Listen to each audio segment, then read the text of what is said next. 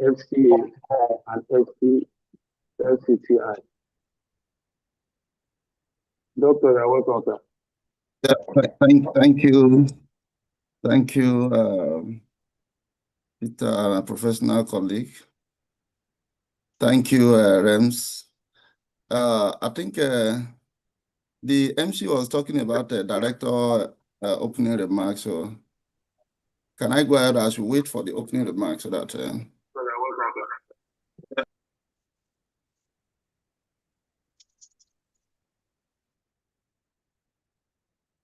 Okay, please go ahead, sir. Thank you, REMS. I think. Hello, can go ahead, sir. Please go ahead, sir.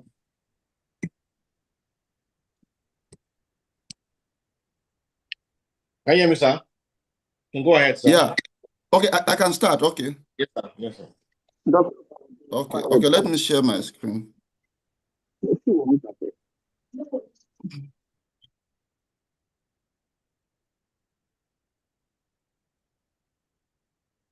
Hello, Doc, please, can you just hold on for 1 minute? The director wants to speak. Yeah, Okay. Can you see my screen? Okay, I'll wait. You can see your screen, yeah. Yes. Okay. No problem.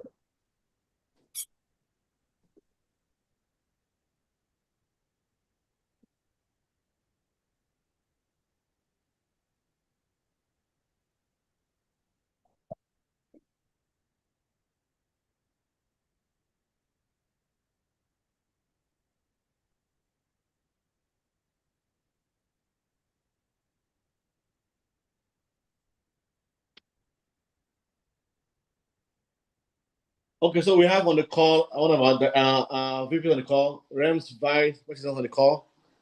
Ma, please unmute yourself, ma. Thank you. So sorry, I didn't see you on time, ma. So sorry, ma. It's okay. Good morning, Dr. Faradin. Good morning, REMS member. I hope you can hear me. Yes, ma. Dr. Faradin, welcome to this session. It's a session we have been looking forward to. Personally, I know it's going to be an exciting session, and I believe there's a lot to learn. And I want to use this medium to encourage our members to listen attentively and then keep our questions on the chat in the platform. We can put our questions there so that when it is time for question and answer, the moderator can actually read them out so that Dr. Fardin can attend to all of us. And I believe that at the end of this session, we would have learned all there is to know about the new tax reforms as it's going to apply to our business as real estate practitioners. Once again, thank you, Dr. Faradin. Please open the floor. We are waiting to learn from you. Thank you. Thank you, the chairman, directors of REMS, an opportunity to be in your mix, and I would not take it lightly. I'm so grateful. God bless you all. Without wasting much time, because we have a lot, and I have created enough time for you people. If it is even up to 2 hours or whatever, I don't care. So what I'm looking at, VAT in the real estate. And before going to the new tax reform, I also like to touch 1 or 2 areas in the old tax regime, the Finance Act 2019, 2020, 2021, 2022, 2023, VAT related to not just real estate alone. Then I'll now come to the tax reform, which is taking effect from January next year.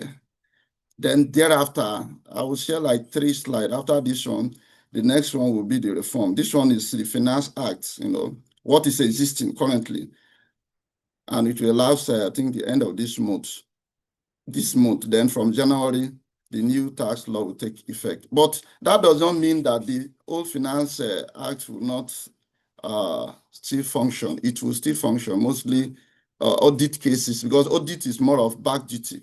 So if I'm carrying out tax audits for previous year, the previous year company activity will still based on the previous tax laws. It is from 2026, January 2026, that the new tax regime will take effect. So that's why I'll start from the reforms. VAT is so important, so that's why I picked VAT. Maybe other times I'll take withholding, and tax is a very big area. Okay, without wasting much time, let me go to the definition of value-added tax. VAT is a consumption tax at each stage of the consumption chain and is borne by the final consumer, meaning it is the final consumer that bear the burden of VAT. So all other people are just collecting agents. OCBE 2000 defined VAT as a multi-stage tax imposed on the value added to goods and services as they proceed through various stages of production and distribution, and to services as they are rendered, which is eventually borne by the final consumer, but collected at each stage of the production and distribution chain. Now, Section 2 of the old or the existing Finance Act says Section 2 is all about goods and services of VAT. Section 2 of the Value Added Tax Act, CAP 5, LFN 2004, as amended, provide as follows. For the purpose of this act, goods and services shall be deemed to be supplied in Nigeria if, in respect of goods, the goods are physically present in Nigeria at the time of supply, imported into Nigeria for use by person, assembled in Nigeria, or installed in Nigeria, or the beneficial owner of the rights in or over the goods is a taxable person in Nigeria, and the goods or right thereof is situated, registered, or excisable in Nigeria.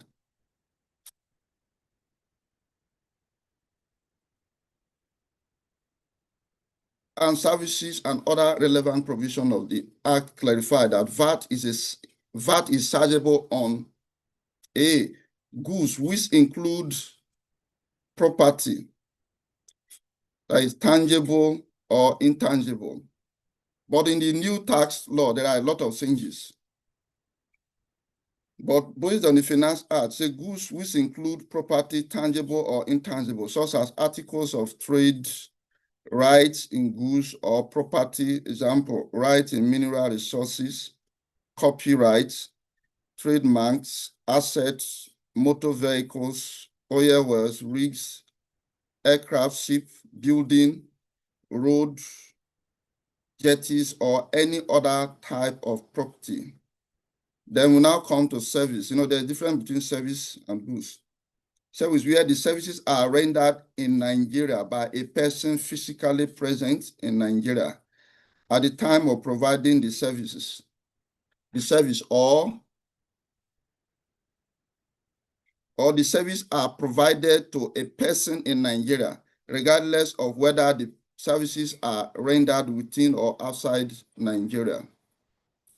This provision indicates that the services performed in Nigeria to persons in Nigeria is liable to VAT irrespective of the resident status of the service provider.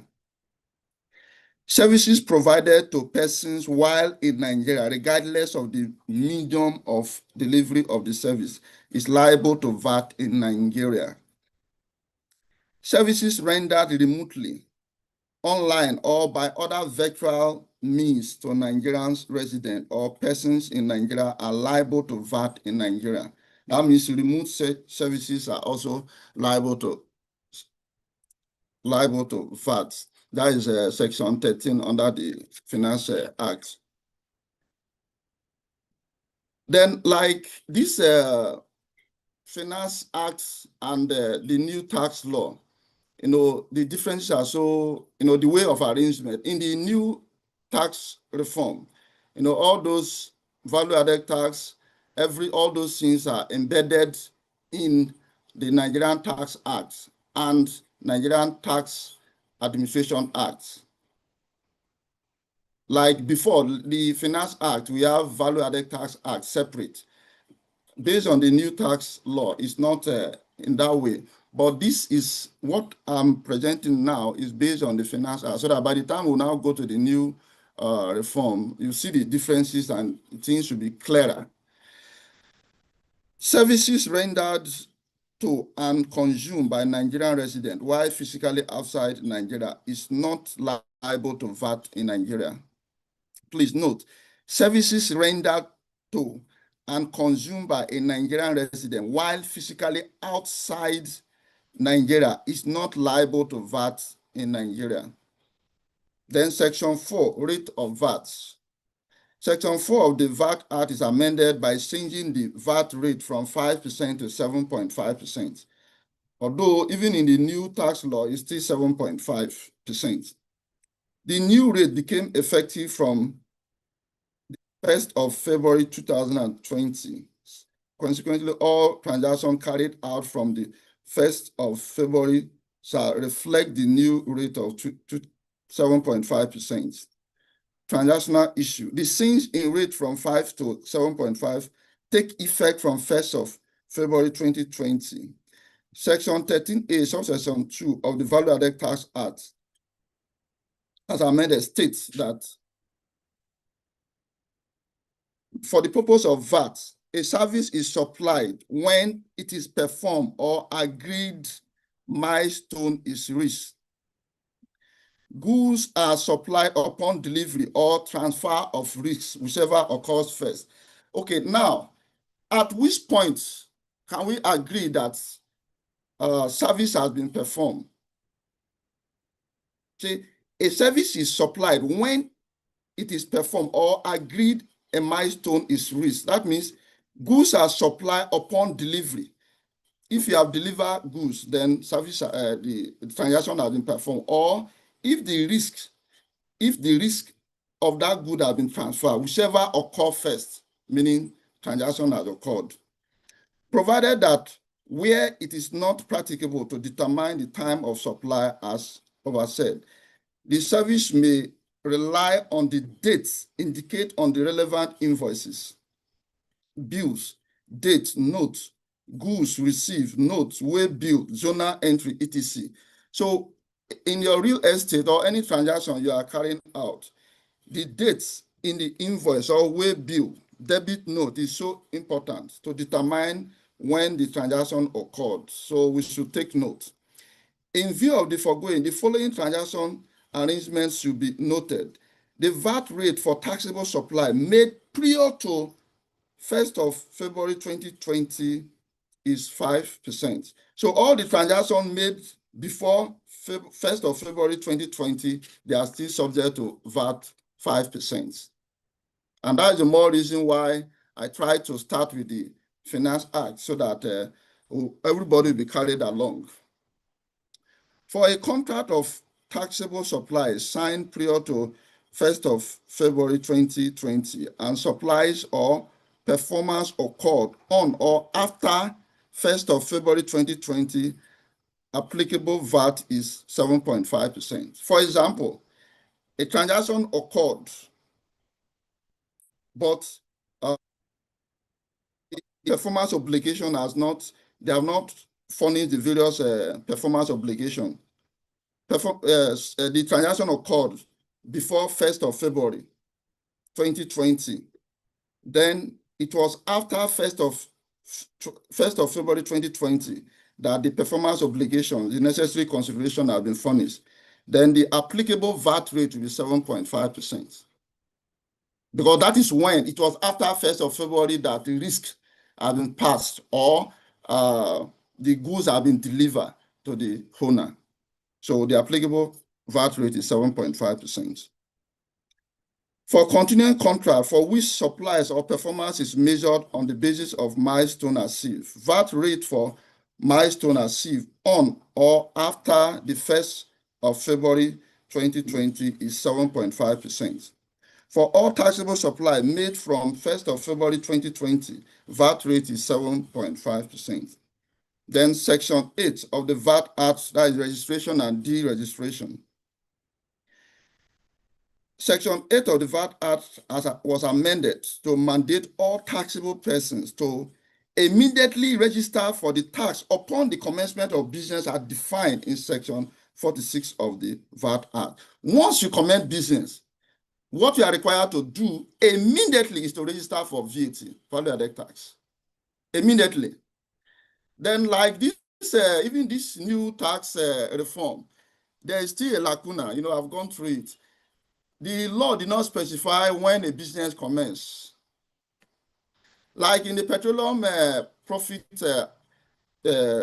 industry, the PPT or the PIA now, they specify that when an oil company produces up to 10 barrels of crude oil, then they have started business. But in the company income tax, they did not specify at which point did the company commence business. Is it when the company now open their business premises, or the day they do open day, or the day they first open the bank account, or the law is still silent about. Even the new tax reform did not specify when actually a company, when we can say a company has commenced business. There's still an issue in that area. So, but Section 8 of the VAT Act says that immediately, that to mandate all taxable persons to immediately register for the tax upon the commencement of business are defined in Section 46 of the VAT Act. Once you know that you are commenced business, VAT is one of the first things that you are required to register. So registration is immediately once you commence business. The penalty for failure to register has been reviewed as follows. If you fail to register your VAT, there's a penalty. First month of default is 10,000. From 10,000, before it was 10,000 to 50,000. But now the current tax reform, now it has changed again. So when we get to the current tax reform, you'll see. But based on the Finance Act, it has been changed from 10,000 to 50,000 for the first month. Then subsequent month in which failure continues is from 5,000 to 25,000. So each of the subsequent month, the failure continues, you pay 25,000 if you are not registered for VAT. Pay 25,000 each month. A taxable person who permanently ceases to carry on trade or business in Nigeria shall notify the service, that is the service, by service I mean Federal Inland Revenue Service, of such cessation within 90 days for the purpose of deregistration. If you have stopped business, you need to, if a company has stopped business, the company needs to notify Federal Inland Revenue Service within 90 days that you have stopped business. Taxable supply made after cessation shall be deemed to have been made on the day immediately preceding cessation. Yeah, penalty for failure to file returns will continue to apply where the taxpayer failed to notify the service, that is Federal Inland Revenue Service, of the cessation of business. So if you fail to notify Federal Inland Revenue concerning cessation of business, the penalty will continue. So take note. Section 10 is all about registration of non-residents.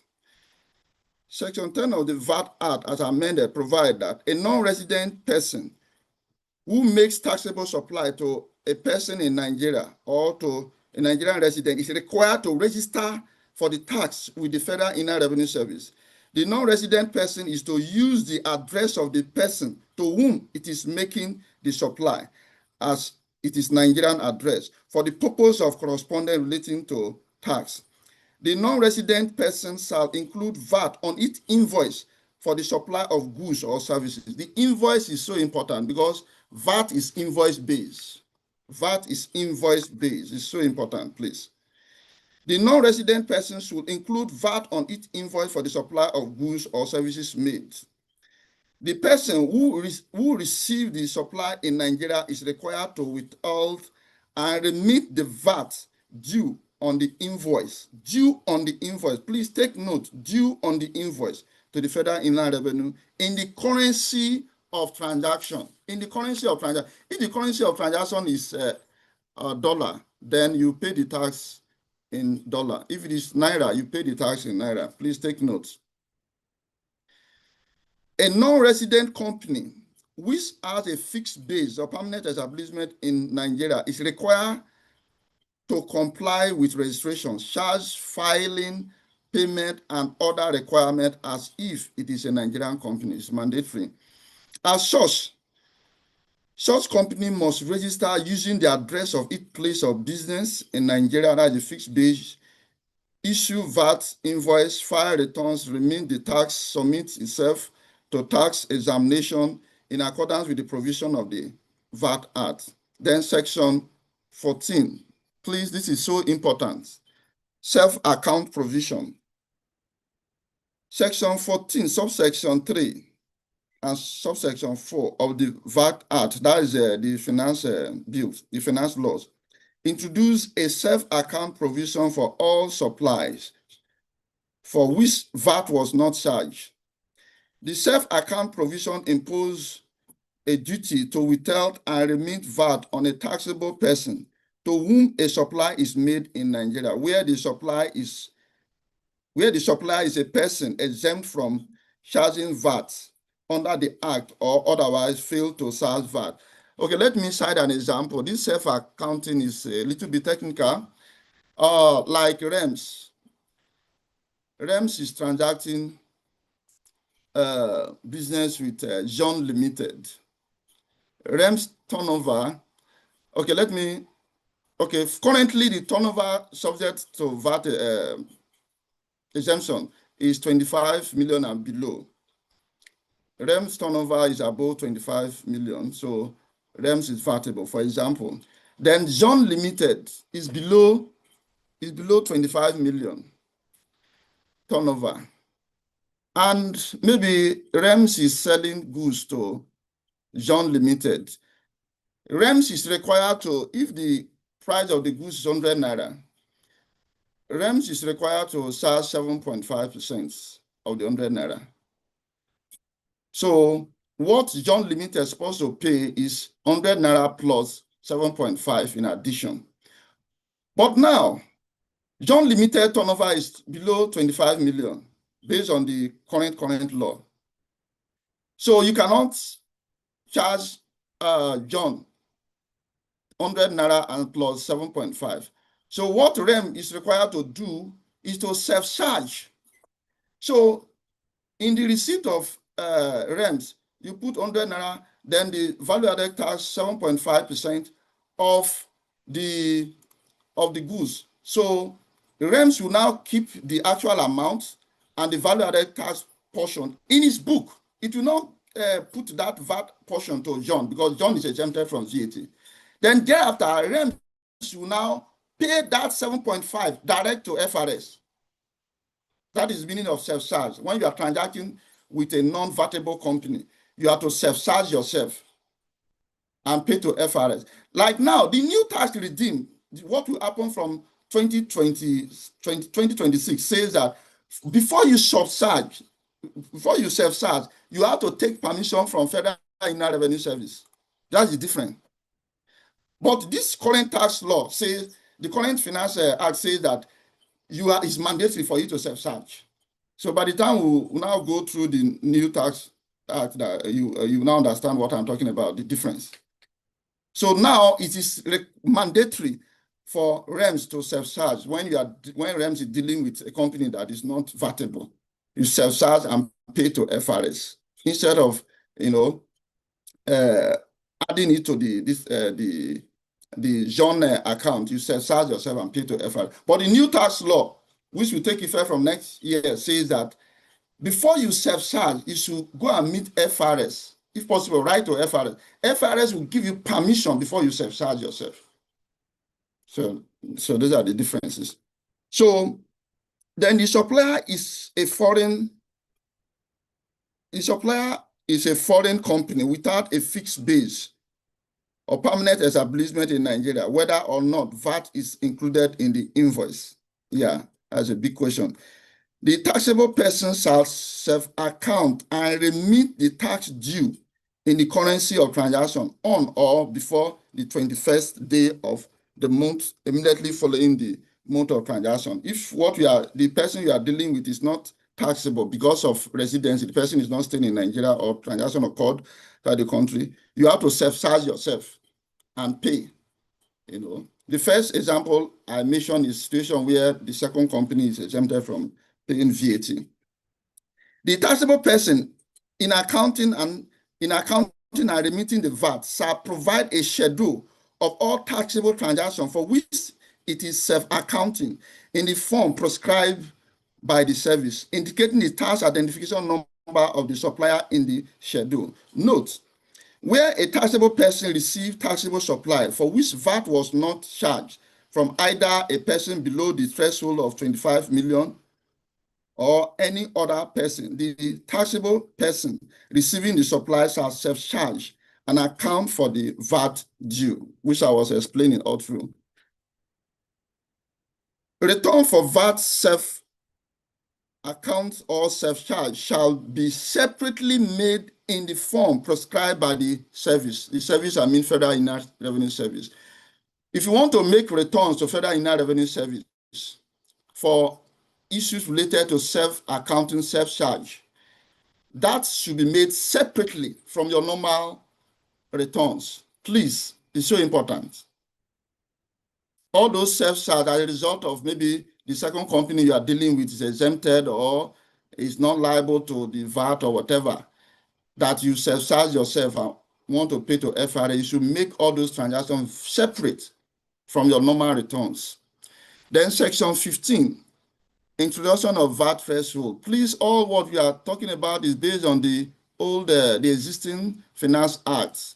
Very soon, I will now enter the new tax reform so that you see the changes. Section 15, introduction of VAT threshold. The amendment of Section 15 of the VAT Act created a threshold for taxable person under the Act.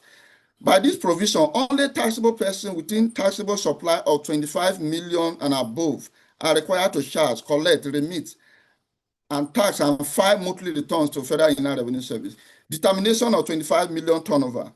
A taxable person who has made taxable supply of 25 million prior to the introduction of the VAT thresholds shall continue to charge, collect, remit the tax, and file monthly returns, even if it has made 25 million taxable supply in the current year.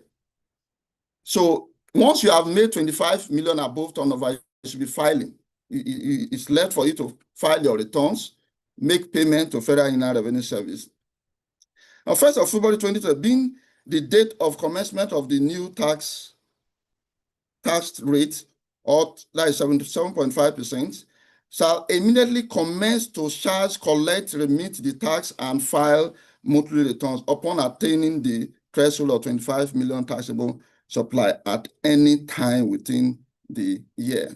A taxable person may voluntarily register, charge, collect, remit the tax, and file monthly returns to the Federal Inland Revenue Service at any time, even without attaining the 25 million threshold. Such persons should notify the Federal Inland Revenue Service prior to doing so and shall be subject to all the provision of the VAT Act applicable to the person above the threshold.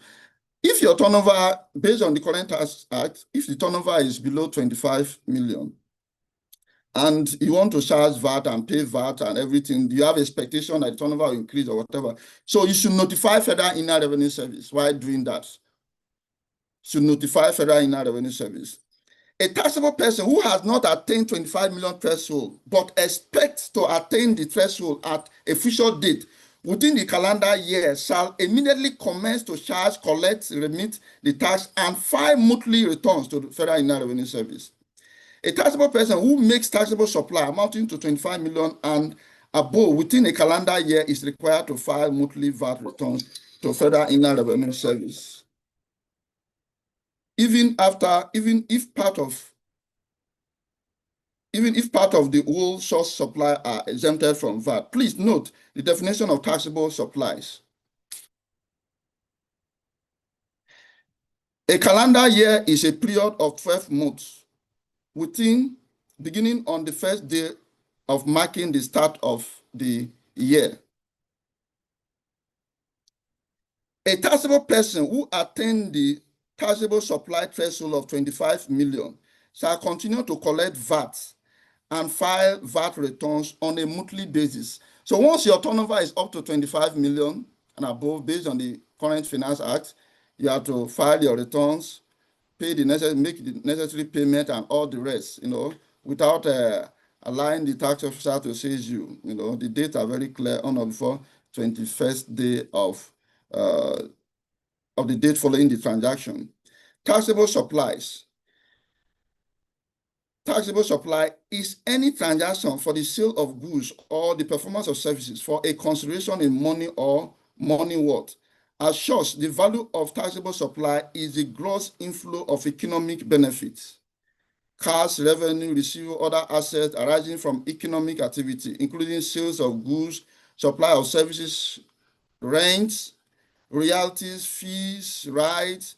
However, it shall not include the taxable supply of the capital assets, asset capitalized in the books of the taxable person, and the sales of the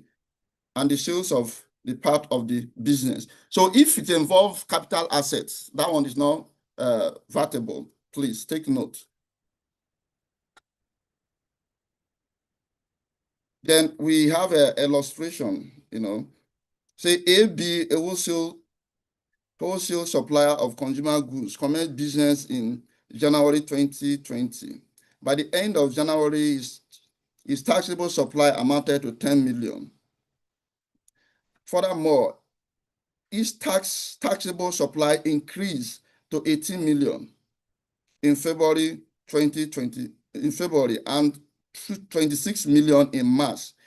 When will ABC be expected to register, collect, and file VAT returns based on the Finance Act? Mr. ABC should approach the FRS immediately. He attained the threshold of 25 million in March 2020, commenced to charge, collect, remit the tax, and file monthly returns to the Federal Inland Revenue by April 2020. So that's the requirement. Then illustration 2. That is XYZ Enterprise, a supplier of motor parts, commenced business in January 2020. And by the end of January, he had made a taxable supply worth 12 million. Furthermore, in February 2020, he got an order to supply another customer spare part worth 18 million. When will XYZ Enterprise be expected to collect tax and file VAT returns? XYZ Enterprise should approach the Federal Inland Revenue Service as soon as the contract was awarded. As soon as the contract was awarded, because there's expectation that the turnover will be above 25 million. So as soon as the contract is awarded, what you are required to do is to approach FRS. In this case, XYZ will surpass the taxable supply threshold of 25 million going forward. The enterprise should therefore issue tax invoice on the contract sum of 18 million, collect the VAT, remit and file returns beginning from 21st of March 2020. Then section 48, business sold or transfer. VAT is exempt on any asset employed in trade or business sold or transfer where a trade or business carried on by a company is sold or transferred to a Nigerian company for the purpose of better organization or that trade or business, or the transfer of its management to Nigeria. The entity will qualify for this concession subject to the following condition. 1, the company must prove to the satisfaction of the service that one company has control over other, or that the company are controlled. 2, by some other person or are members of a recognized group of companies.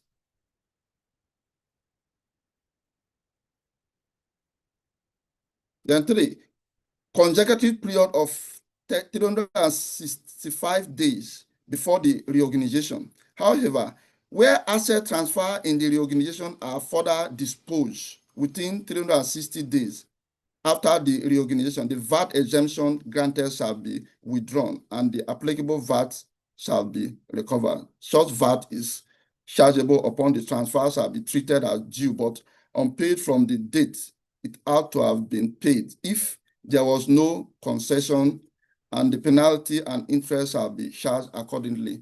For example, if there is a reorganization, a business has been sold out, change of management buyout, there will be no VAT implication, there will be no VAT payments.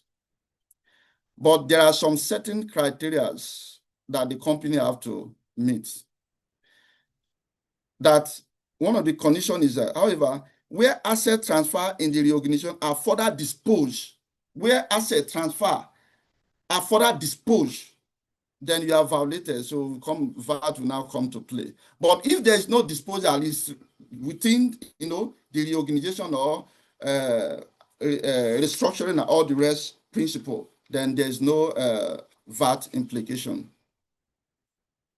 Now, exported service. Exported service is a service rendered within or outside Nigeria by a person resident in Nigeria to a non-resident outside Nigeria, provided that a service supplied to the fixed base or permanent establishment of a non-resident person shall not qualify as exported service. For a service to be treated as exported service under this provision, the service must be provided by a Nigerian resident to a non-resident. The non-resident person to whom the service is provided must be outside Nigeria when consuming the service. The person receiving the service should be outside Nigeria when consuming the service. That's why we call VAT as a consumption tax. Where did the person consume the service? Is it Nigeria or outside Nigeria?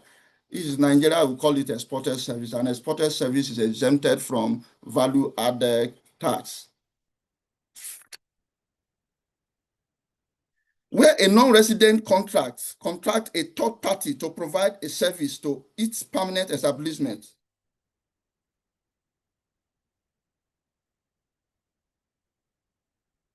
sorry, just a minute.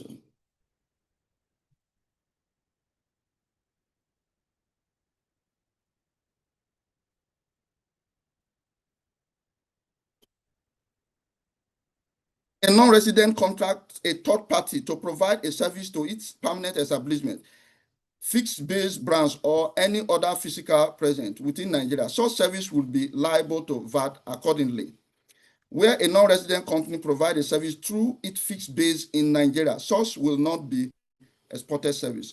Where a non-resident company provides a service to a person in Nigeria, such service shall not be considered an exported service. A person is understood to have consumed a service where the service is provided to such person who is actually consumer of the service in Nigeria. Accordingly, where a service is provided to a consumer in Nigeria for or on behalf of a non-resident, such service will not qualify as an exported service. Then the penalty, the various penalties. Please, you are running up this so that we'll enter the new tax reform. Section 8 of Value Added Tax Act, offenses, failure to register based on the Finance Act is 50,000. Then for the first month, then subsequent month is 25,000. Failure to notify of change of address or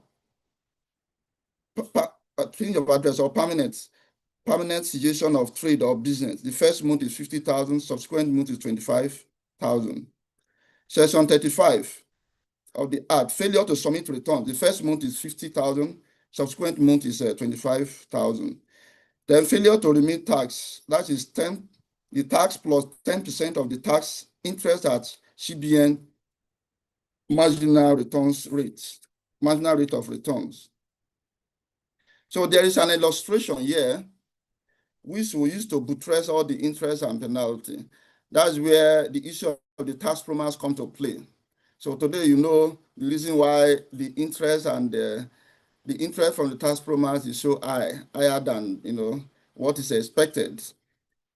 Section 8, subsection 28 and 33 of the VAT Act imposes a penalty of 50,000 for the first month in which the failure occurred and 25,000 for each subsequent month in which the failure continues. Illustration: QED Limited, a taxable person under the VAT Act, approached FRS Wushe Tax Office in January 1st, 2021 to file its annual returns for 2020 assessment year.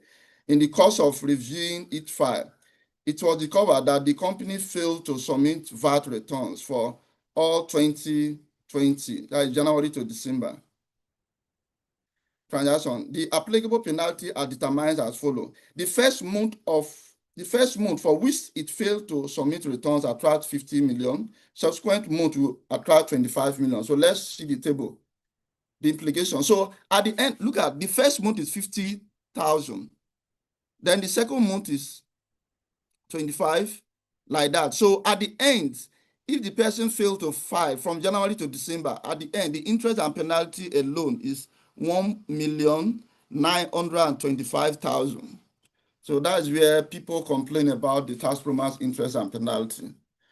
So now we're about to enter the new tax reform. So now the rates for interest and penalty, the amount for the interest and penalty has changed. And this is the reason why when the tax promise now come up with interest and penalty, the amount is always beyond expectation.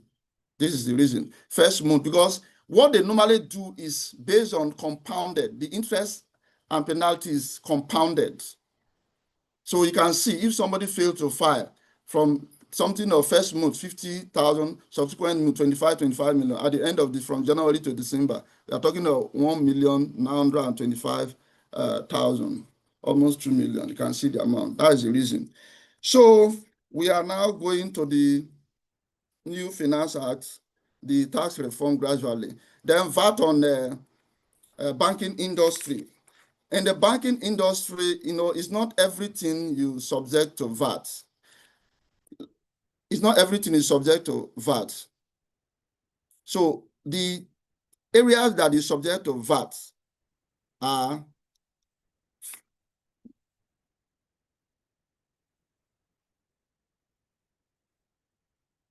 Okay.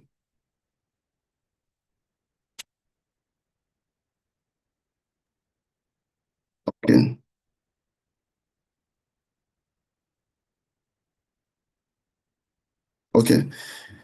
The services which generate this income are VATable. These services are VATable. The services which generate this income are VATable. Services and even those the premium received on policy is not VATable as it represents cost of risk to the insured. The commission paid to brokers, agents from premium will attract VAT, with the burden of VAT being borne by the insurance company. So let me go straight to the VATable, the services that are VATable. Commission, let me go straight. Commission fees charged on forex trading or remittance, these are VATable. Commission on turnover, that is ledger fees, legal and other fees chargeable on lease arrangement, those are VATable. Then let's now talk about fees chargeable on public or private issues, debt conversion fees. Fees, that is commission on asset trading, fees earned on fund management, all these are VATable. Fees and commission earned on lottery of credits or documentary collection to finance imports, they are VATable. Fees on commission earned on letters of credit, documentary collection of finance, import, export, commission on sales of bank drafts, certified checks, all these are VATable. Fees chargeable on stock brokerage and trust services, VATable. Commission paid to brokers, reinsurance, underwriters, and other insurance agents by an insurance, all those are VATable. Then let's look at the items that are not VATable, so that after this, we'll now go to the new finance services of banks and other financial institutions not liable to VAT. A simple criteria for determining whether a service is VATable or or not is the identification of those activities that constitute return on investment as distinct from those that represent consumption of service. The services of banks and other financial institutions that will not attract VAT include premium on insurance policies, interest on loan, advances and overdrafts. All these ones are not VATable. Interest on savings account is not VATable. Interest on bank deposit is not VATable. Dividend is not VATable. Interbank placement is not VATable. And profit or gain on disposal of government securities. So all your government investment, your treasury bill, this, that, they are not VATable. So let's go to the tax reform, please, so that we're not. I want to stop sharing so that I'll go to the tax reform. Can I do that? I will make this material available. There are some other things still here, but I want thank to you, go sir. to new tax reform so that.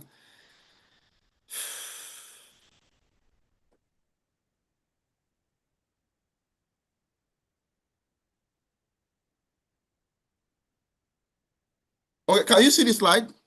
Yes, sir. Okay, yeah. So we are now back to the new tax reform. What will happen from January 2026? So by the time I now continue with this, you now see the changes, how the trend, the rate is still 7.5%, please. So let's see the changes.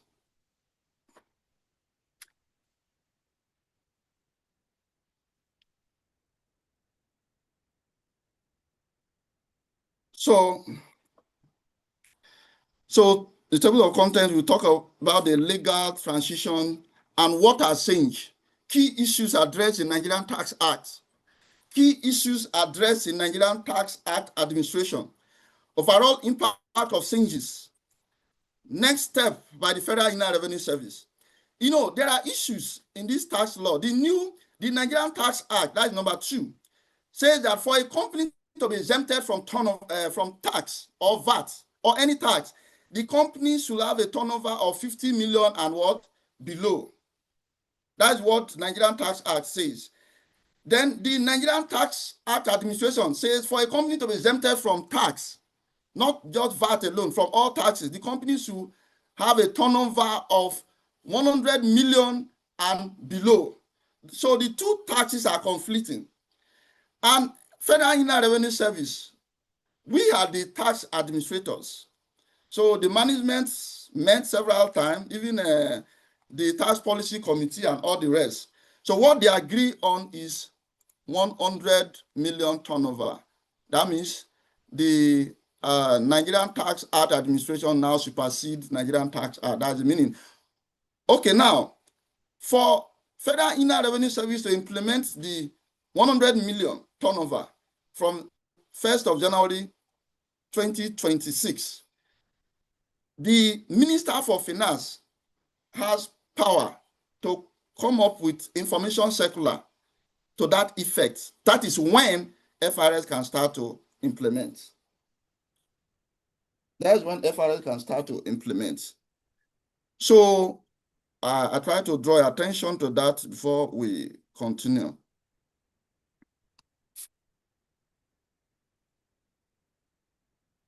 The value-added tax, Cap 5, laws of the Federal Republic of Nigeria, as amended, has been repealed.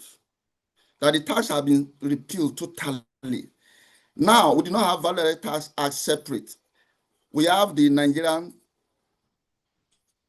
Tax Act and the Nigerian Tax Administration Act. These are the two responsible for value-added tax. As we continue, you'll see. Sorry, give me just 1 minute. Let me attend to. All right, sir. No problem, sir. So please, guys, bring your questions quickly. Everyone on YouTube, I've seen your questions noted already. Everyone on YouTube, please keep bringing your questions noted already. Don't worry. Everyone on Zoom, please, your questions, drop your questions also in the chat room. You will respond to them the right time. All right. I also posted something right now on the group, on the chat room. That is our last training for the year on Friday by 10 a.m. It's the last master class for the year with the team end of the year sales tips. You don't want to miss that time. Okay. Okay, we have back our Sorry. Yeah, so the Value Added Tax Act has been repealed totally. So what we have now is Nigerian Tax Act. Then we are having the VAT Modification Order 2021. That has been revoked totally. VAT is now enshrined in Chapter 6, Chapter 8, Part 4, the 11th and 13th schedule of Nigerian Tax Act, and the relevant provisions of the Nigerian Tax Act administration. The Nigerian Tax Act contains the charging provision, while the administration aspects are now domiciled in the Nigerian Tax Administration Act. That means it's the two acts that are in charge of the value-added tax.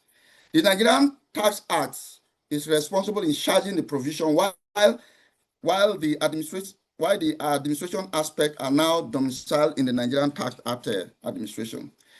The new provisions are drafted with clarity to remove ambiguity, encourage understanding and ease of compliance.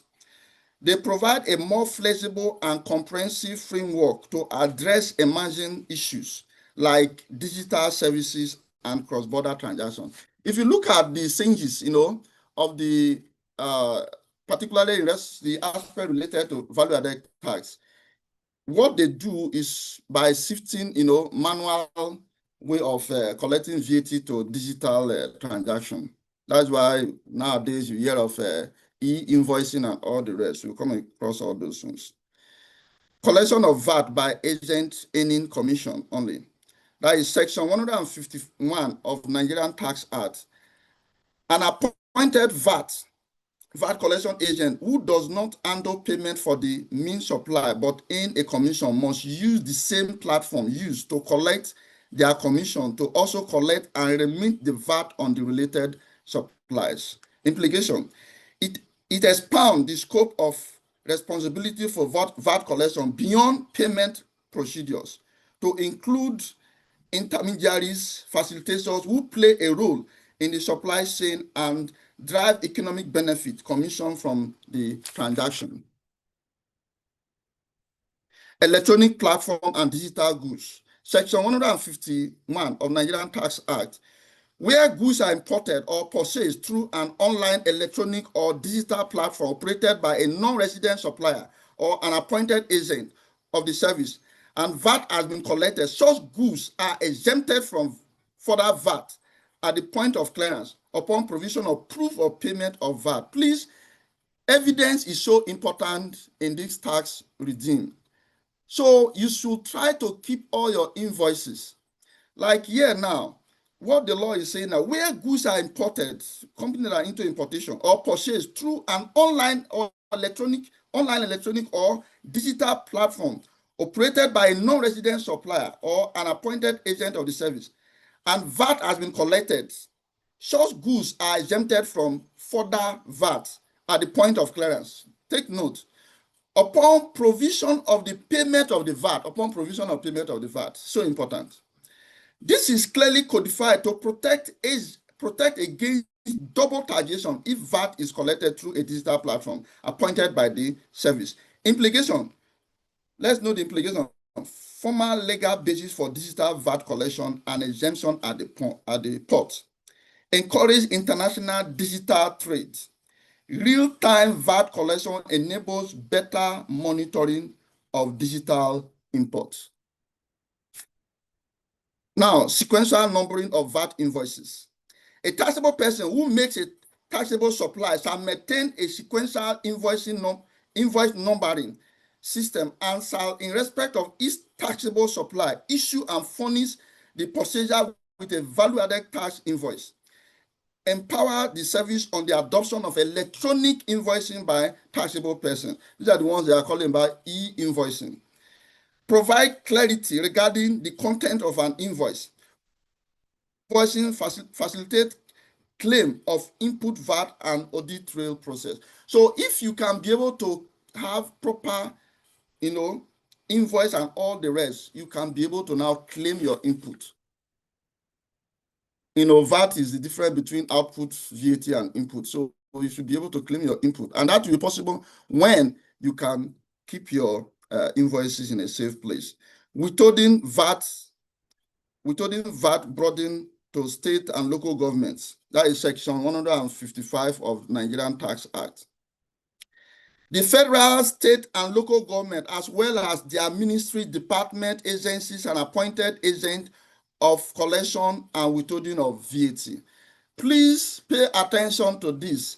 At times, when you do transaction with government agencies, ministries, oil companies, they will disturb you that, yes, we want to collect, before we pay you, we will deduct the value-added tax and pay to federal government.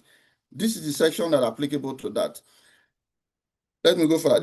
The federal, state, and local government are, as well as their ministry, departments, and agencies are appointed as agent of collection and withholding of VAT.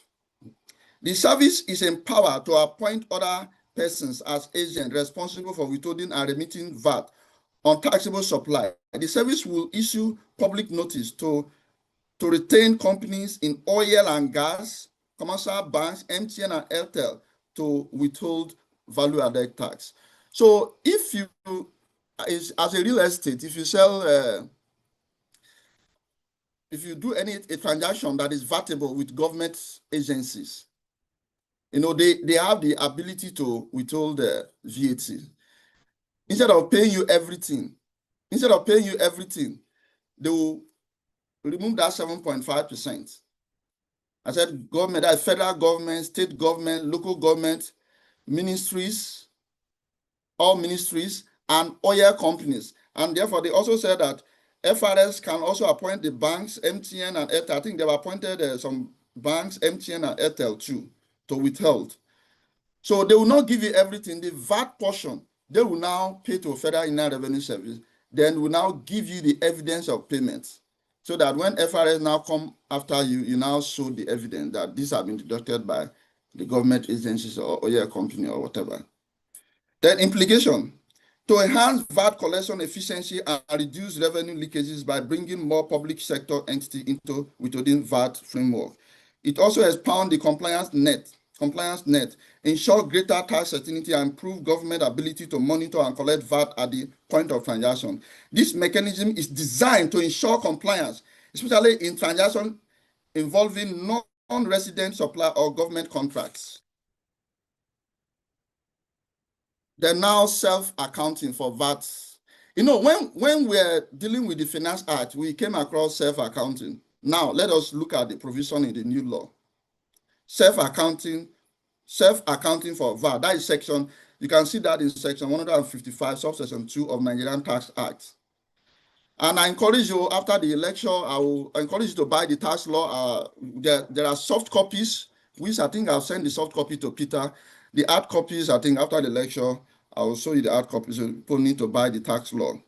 A taxable person may, upon the direction of the service, you can see, for self-accounting for VAT, say a taxable person may, upon the direction of the service, self-account for VAT on taxable supply where tax is not included in the invoice. So for you to self-account VAT based on the tax regime that will start from 1st of January next year, you have to get permission from Federal Inland Revenue Service, direction from the Federal Inland Revenue Service. You have to get approval from the Federal Inland Revenue Service. But based on the old tax law, you can self-charge. If you are dealing with another company that is exempted or one thing or the other, you can self-charge without meeting FRS. But based on the new tax law, you have to meet Federal Inland Revenue Service. Get their consent before you self-charge. Implication.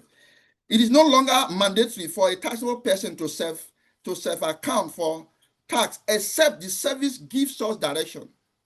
It will reduce the burden of VAT collection and remitter, but may create an avenue for revenue loss. Credit for input tax and remission of VAT, that is section 156. A taxable person is entitled to a refund of excess VAT not utilized as credit, provided they submit a request to the service along with sufficient documentation and information required. Like before now, for you to get a refund, it's always difficult. If you have overpaid value-added tax, it's difficult. But now, from January next year, if you have all the necessary documents or show to FRS that you have overpaid or this, or they will refund your money. That's the implication. Business, okay, implication now. Business can recover or utilize VAT, improve liquidity, and reduce financial strain. Taxpayers are required to keep accurate record and provide supporting documentation to validate any VAT refund claim. Refund claim may trigger review and audit by service to verify the legitimacy of the claim. Then, VAT treatment for zero-rated supplies. Section 156 of the Nigerian Tax Act. A taxable person whose supplies are chargeable to VAT at the rate of 0 shall pay VAT on taxable inputs or services consumed in the course of producing such zero-rated supply and may subsequently apply for a refund of the input VAT paid. So if your VAT rate is 0 based on your nature of business, then you can pay. Okay, let me take it again. A taxable person whose supply are chargeable to VAT at the rate of 0 shall pay a VAT on taxable input. You shall pay a VAT on taxable input or service consumed in the course of producing such generated supply, and may subsequently, you pay the input and subsequently apply for a refund of the input that you have paid. You can apply for the refund of the input that you have paid. This mechanism ensures that generated supplies are not unfairly burdened with unrecovered VAT costs. It promotes competitiveness for exporters and other generated sectors by preserving the integrity of the VAT system. So once your zero rate is your VAT payment rate is 0 based on your nature of business, you can pay your input, then thereafter you now reclaim all your inputs. And one thing key is that documentation is so important. Input VAT recovery, that is section 156. How can you recover your input? Business can now recover input VAT on any taxable supply, including input tax on services and fixed assets. Input tax incurred for consumption, use, or supply in making taxable supply. Input tax will be apportioned between taxable and non-taxable supplies. Input tax may be liable for deduction within 5 years after the end of that tax period in which the input tax was incurred. So the time lapse between which you can claim your input tax for zero-rated transaction is within 5 years. After 5 years, you cannot claim your input VAT back if your transaction is zero-rated. Implication: a major alignment with global VAT standards, that is the outside country, that is the standard, ensure the neutrality and efficiency of the VAT system, encourages investment in capital assets and reduces tax cascading, promote compliance by allowing proper credit for VAT incurred in the course of taxable business activities. VAT fiscalization and e-invoicing. So we are running up. After this, we have just 2 pages where I will mention all the VAT exemption, real estate, all this in the area that you have interest more. That's the last aspect. I'm running up this so that I'll now go to those 2-page documents where you see your real estate. This VAT fiscalization. VAT fiscalization and e-invoicing, that is section 158. It is mandatory for a taxable person making taxable supplies to implement the digital VAT fiscalization system deployed by the service. By the service, they mean Federal Inland Revenue Service. The fiscalization is all about the e-invoicing. VAT fiscalization could involve the use of electronic devices, software solutions, or a communication system for electronic invoicing and data transfer.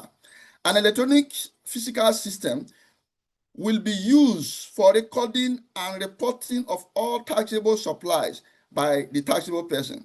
Enable the service to monitor VAT collection at the point of sale, reduce underreporting and evasion, and enhance overall revenue mobilization. Implication: companies will have to prepare for the implementation and any additional costs. There may be resistance.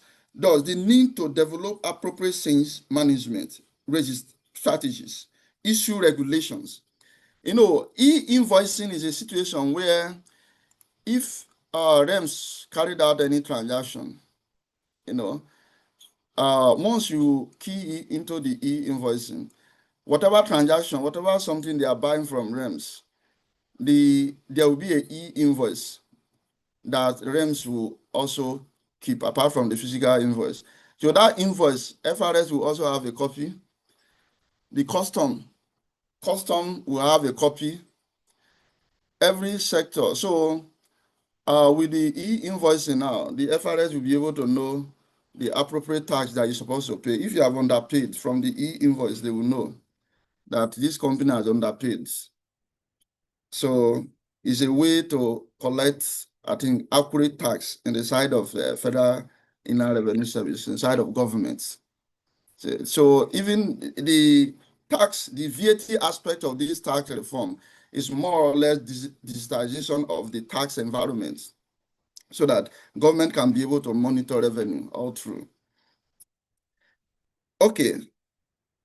Incentives for VAT. Key issues addressed in Nigerian tax are incentives for tax. Under Chapter 8, Part 4, incentives for VAT are now categorized into 3. Exemption of certain goods and services from VAT, that is Section 186. This includes oil and gas export, baby product, government licenses, assertive devices, and disability-related product, among others. VAT is suspended or delayed on the item listed in the 11th schedule until the minister specify the date of commencement of the VAT on them. That is Section 186. They include petroleum products, renewable energies, equipment, CNG, LPG, and other gaseous hydrocarbons. The taxable supply listed under Section 187 are chargeable to VAT at 0%.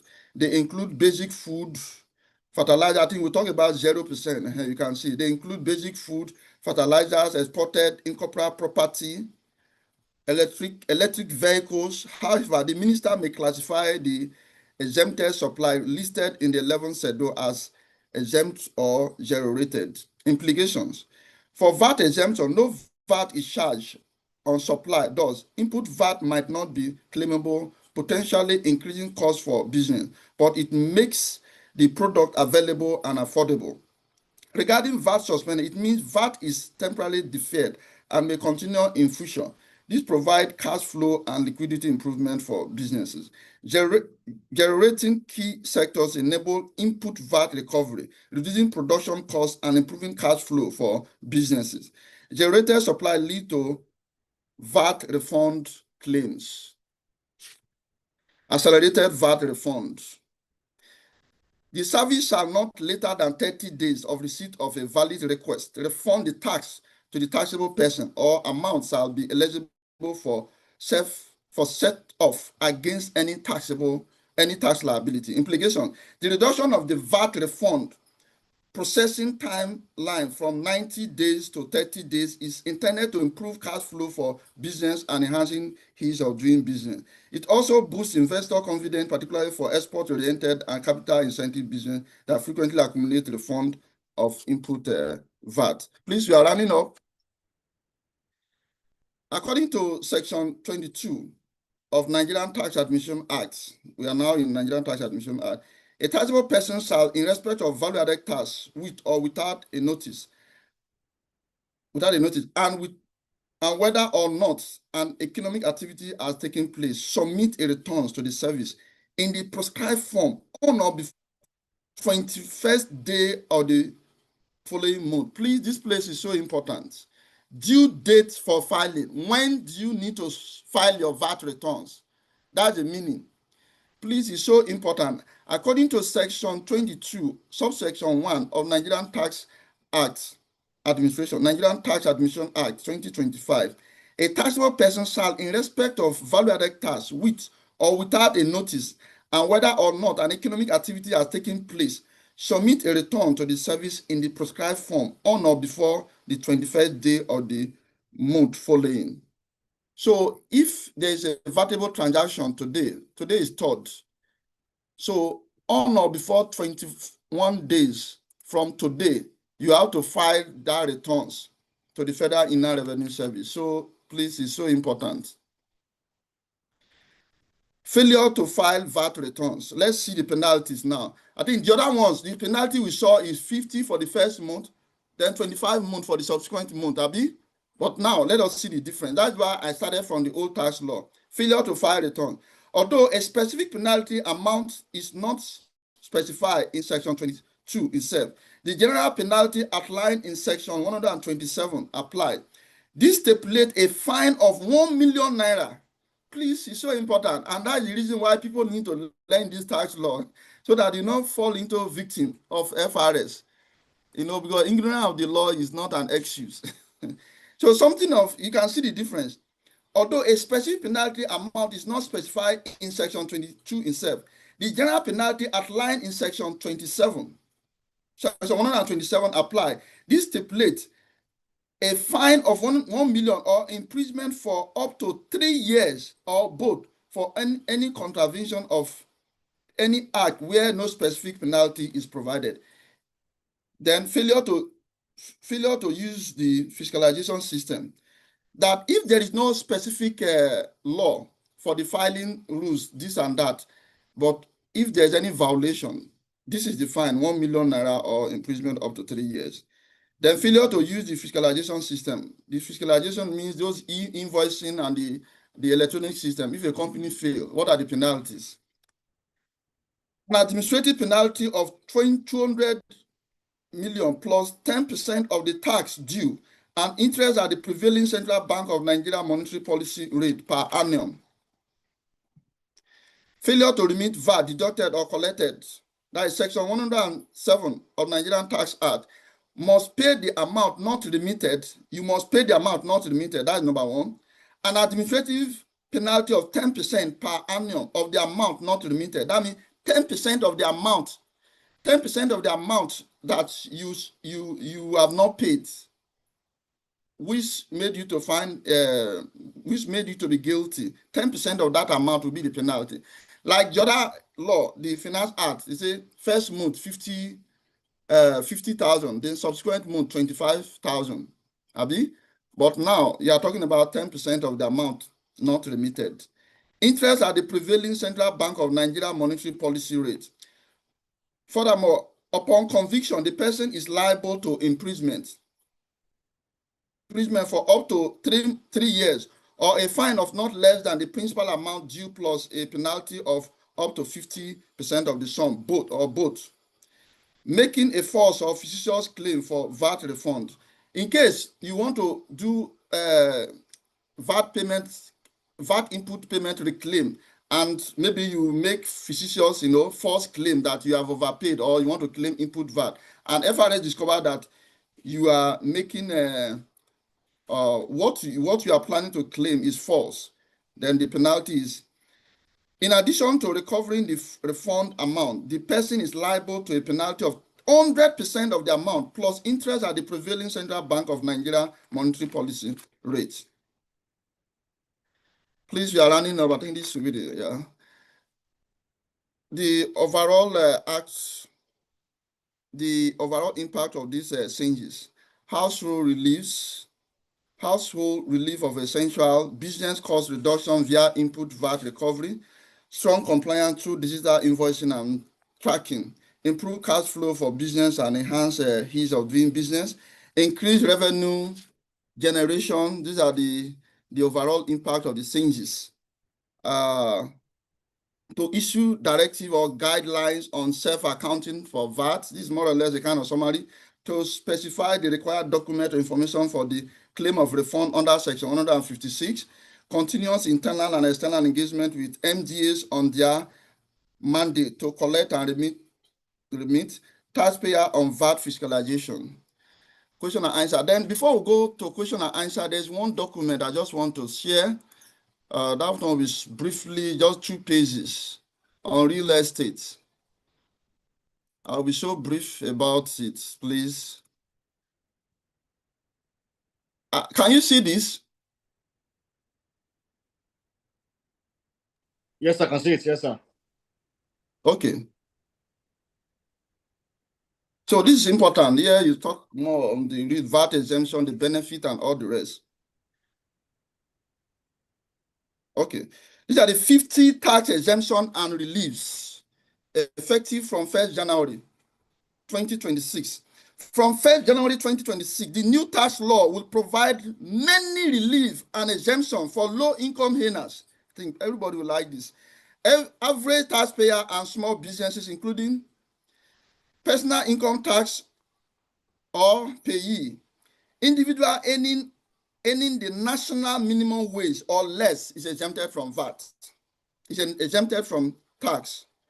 Annual gross income up to 1,200,000. That is translating to above 800,000 taxable income is exempted from tax. If your salary, your income for the year is 800, you are not supposed to pay any tax. Reduced payee tax for those earning annual gross income up to 200 million. Gifts are now exempted. Then a liable deduction or relief for individuals, while you are making your payments, your payees. Pension contribution, these are the liable deduction, the ones that you can deduct before applying those rates. Pension contribution to PFA, National Health Insurance Scheme, National Housing Fund contribution, interest on loans for owner-occupied residential housing, life insurance or annuity premium, all this one you can deduct. Rent relief, that is 20% of annual rent, up to 500,000. To 500,000, yeah. Then pension and gratuities. Pension fund and asset under the Pension Reform Act are tax exempt. Pension gratuity or any retirement benefit granted in line with the PRA is exempted. Compensation for loss of employment up to 50 million is exempted from tax. Now, capital gain tax exemption. Capital gain tax. Sales of an owner-occupied house is exempted from tax. Owner-occupied house, if you sell house you occupy. People in the real estate, please take note. Sales of owner-occupied house exempted from tax. Personal effect or chattel worth up to 5 million is exempted from tax. Sales of up to 2 private vehicles per year. If you are selling your private vehicle, 2 per year is exempted, but if it's more than 2, gains. So if it's more than 2, you pay tax, so please. Gains on share below 150 million per year or gains up to 100 million. Gains on share below 150 is exempted per year or gains up to 100 million. Gains on share above exemption threshold if the proceed is reinvested. Please take note. Gains on share above exemption. If the gains on the share is above the exemption threshold, if the gains on the share is above the exemption threshold, if the proceed is reinvested. So if the proceed is reinvested, we will not talk about exemption. If you have, sorry, let me take it. Gains on shares above exemption threshold, if the proceed is reinvested. Yeah, take notice. Yeah, it's clear. Pension funds, charities, and religious institutions, non-commercial, is exempted. But once it's commercial, become an issue. Please take note, non-commercial is exempted. Pension funds, charities, and religious institutions, non-commercial is exempted. Then companies income tax. Small companies turnover not more than 100 million and total fixed asset not more than 250 million pay zero tax. That means it's exempted from VAT. Eligible label startup are exempted.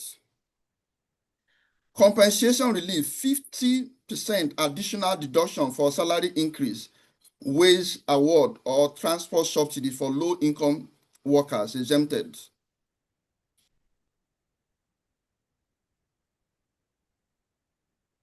Deduction for salaries of new employee hired and retained for at least 3 years. Tax holiday for the first 5 years of agricultural businesses, crop production, livestock, dairies, gains from investment in a labor startup by venture capitalists, private equity fund, accelerators, or incubators are exempted. Development levy. Development levy. Development levy. Small companies are exempted from 4% development levy. You know, this based on this current act, we have education tax 3% now. Before it was 2%, increased to 2.5%, 3% at 2023. No 3%. But now there's no education from next year. There's no education tax. There's what they call development levy. That development levy is just 4%. So it's just that 4% that they will share among education tax, national, NASENI, information technology tax, everything. So small companies are exempted from that 4% development levy. Then withholding tax. Small companies, manufacturers, and agri-businesses are exempted from withholding tax deduction on their income. Small companies are exempted from deduction on their payment to suppliers. Then value-added tax.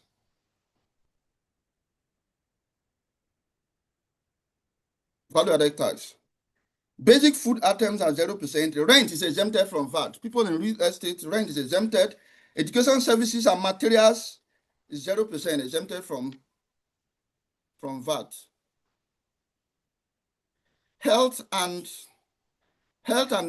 medical services, pharmaceutical products, exempted. Small companies with turnover of 10 million are exempted from charging VAT. Diesel, petrol, solar power equipment, VAT suspended or exempted. Refund of VAT on asset and overhead to produce VATable or 0% VAT on goods and services. Agricultural input, fertilizer, seedling, food, and live animals, purchase, lease, or hire of equipment for agri purpose, disability aids, hiring aid, wheelchairs, materials, transport, shared passengers, road transport, non-SATA. Road transport, please, non-SATA. Electric vehicles and parts are exempted from. Humanitarian supplies are exempted. Body products, sanitary towels, pairs, and part and tenant are exempted. Land and building. People in real estate, I think you can get it. Land and what building are exempted from VAT. Then stamp duty. Electronic money transaction below 10,000. Salary payment, interbank transaction, transfer of government security or shares, all these are exempted. All documents for transfer of stock and shares, all are exempted. Thank you, thank you, thank you, thank you, thank you. I think I'm done. Thank you, sir. Thank you, ma. Thank you, sir. Right. Thank you so very much, sir. That was an in-depth master class that people surely pay heavy for to get themselves ready. Mine is free, oh. Mine is free. No, surely, you're helping the country. It's like your own CSR. But I know that there's mine is to contribute to the, one of our duties as a tax officer is to educate taxpayers and the rest. Fantastic. Yes, there's no money, Yeah, exactly. But I know we'll take question answered now. Yeah. Just in case our people are only marketers and realtors. So your question, your answer should tailor more on people that are marketers, realtors, and real estate consultants. So just in case is any question coming up now. Then the next lecture we'll take about withholding tax, the withholding regulation 2024.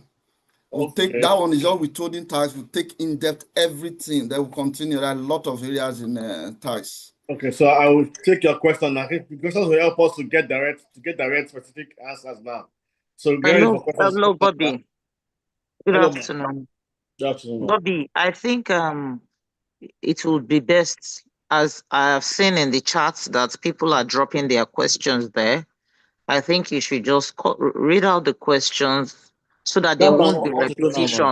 repetitions. So anybody that have questions, they should type it out and then you read it so that it can answer, so that there won't be repetition of questions. Thank you, Mr. Haida. Thank you. Thank you, Mr. Father. Sorry. Thank you. All right, so thank you so much. You. It's been exhaustive. Let's take the first set of questions so that we can continue and then round up. Thank you. Thank you. Welcome, feedback, man. So from the chat room, is commission received from sales of properties vatable? 1, 2. As a realtor and real estate business, how will the new VAT law impact on our business and personal life? Can I answer those ones first, huh? Yeah, like the commission. Thank God. That's the reason why.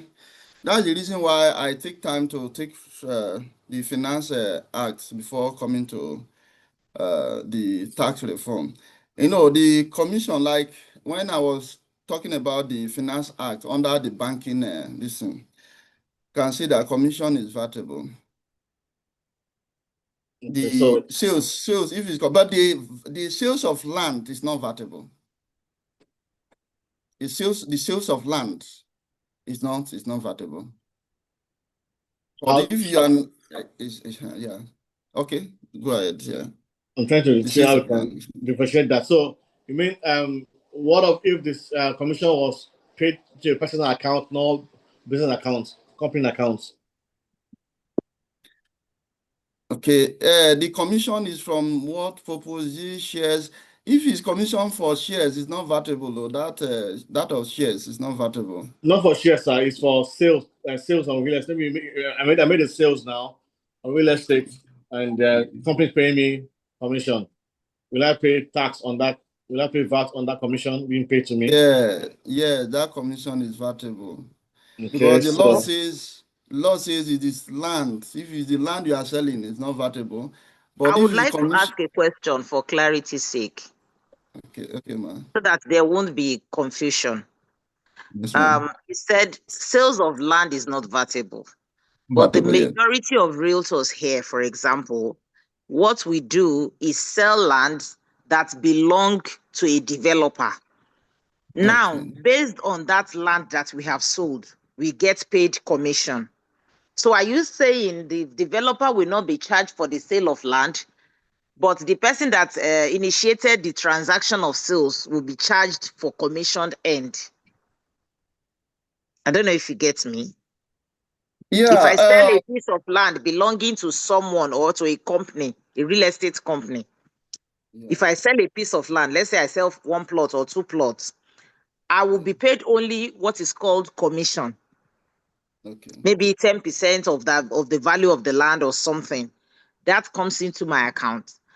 I am expected to pay tax on that commission, yes. On that commission. So what happens to the developer? So what I would advise,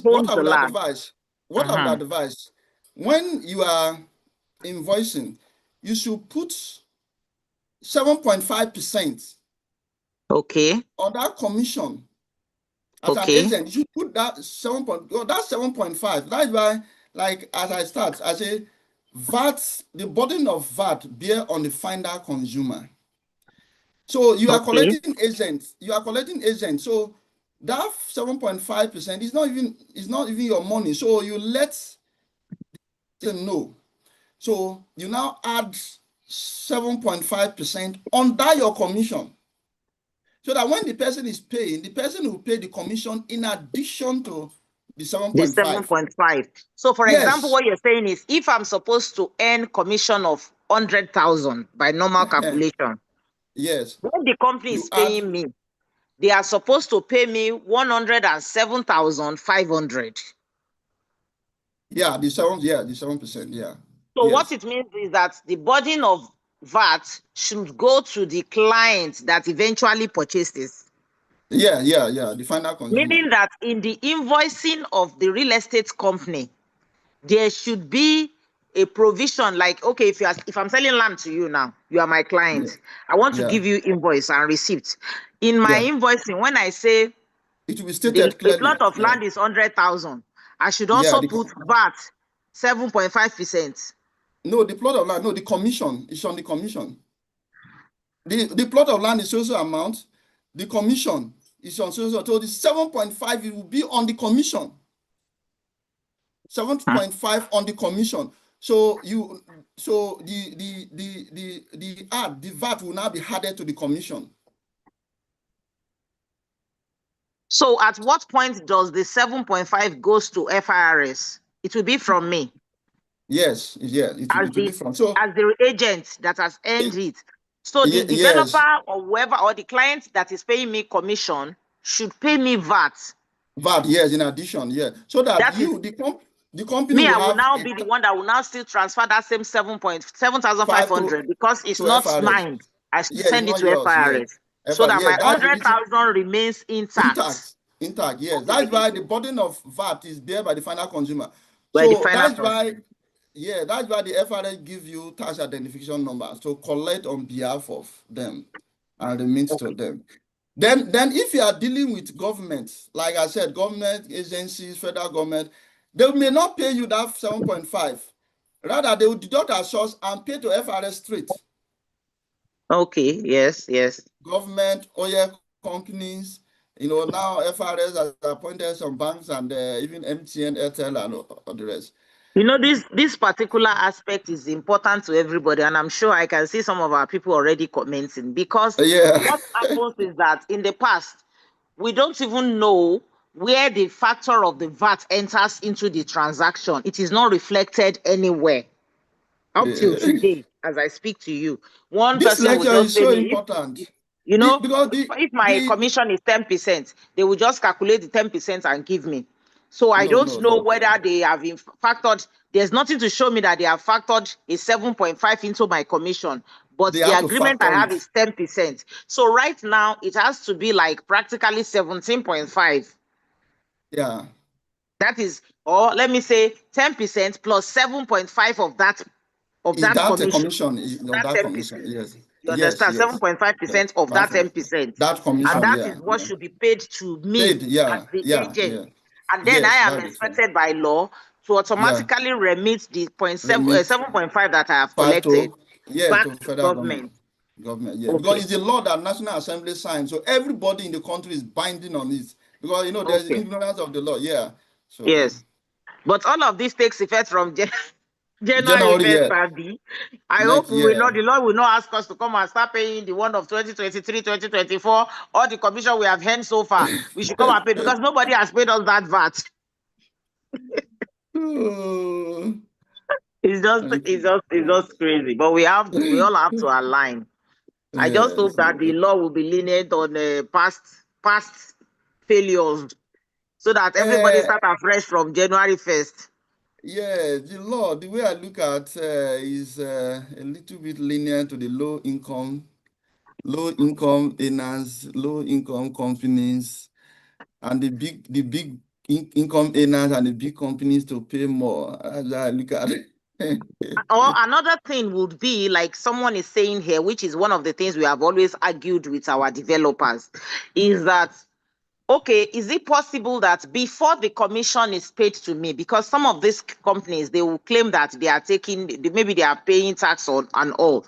If I'm supposed to receive 107,500, now they give me 100,000, which I know is just my 10%. Nobody has given me commission VAT on it. Now, if the law comes after me, for example, let's say for the financial year of 2025 that we are rounding up now, and somebody comes to me and say all the commissions I've earned, I should come and pay VAT. Now I can go back because what I know for sure is that the commissions I have earned is just my normal agreed commission of probably 10% or 15% or whatever. Now I should be able to go back to the company that I sold for, that gave me this commission, and ask for evidence of payment of this tax, or they pay me the 7.5 of everything, so that and then I can remit. Yes, clear. Okay. Okay, good. I think that answers it. So you will still help us, because we need to draft some letters. No problem. We are all the partners we have been dealing with, so that they will now begin to show us evidence before government will come after all of us. Yeah, no, it's important. I'm liking from it next because year, when you pull me, I can pull somebody. They have to show. From next year, the penalties will be too much. We are talking a million. Yes, it will just be crazy. So it has to be sorted as soon as possible. Act talk about 50,000, then subsequent month 25. Even that one too, with the tax promise, compounded interest and penalties much. But next year now, it will. Although the small companies are exempted though. From all this, how do you determine small? What do you mean by small companies? What do you mean by small companies? Small company, a company that have a turnover of 100 million and below for the year. They must be able to prove the evidence of deduction of the 5% or the 7.5 they have deducted. Okay, when they give it to us, that is what will exempt us as the collector of a commission. Okay. Or as someone who has earned commission. Okay. So what kind of business account should the operator have, sir, that will safeguard them? Sir? What kind of business account CAC now, what kind of accounts do you have? Business account, limited liability, or sole proprietorship? As the company is growing, depending the size of the company, if it is big, it's better to have a limited. If it is big, so that will, the name and so many advantage transaction and.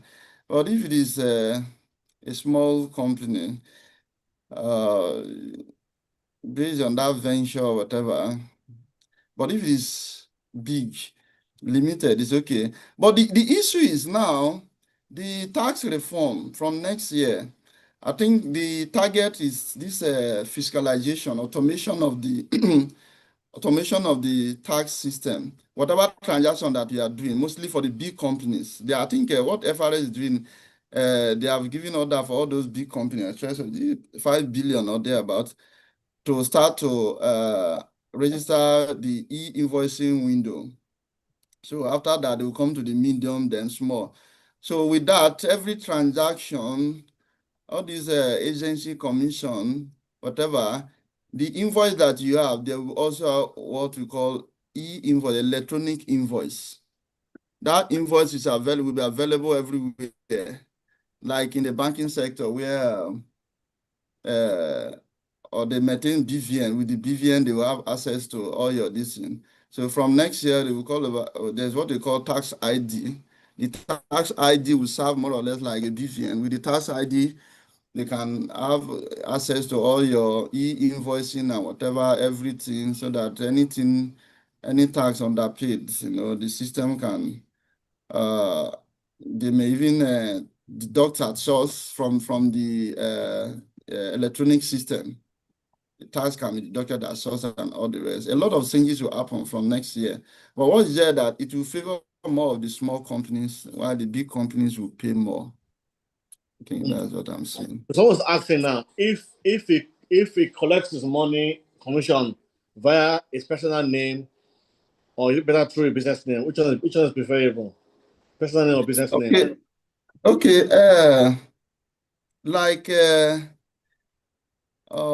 For payee, all of you people are paying payee.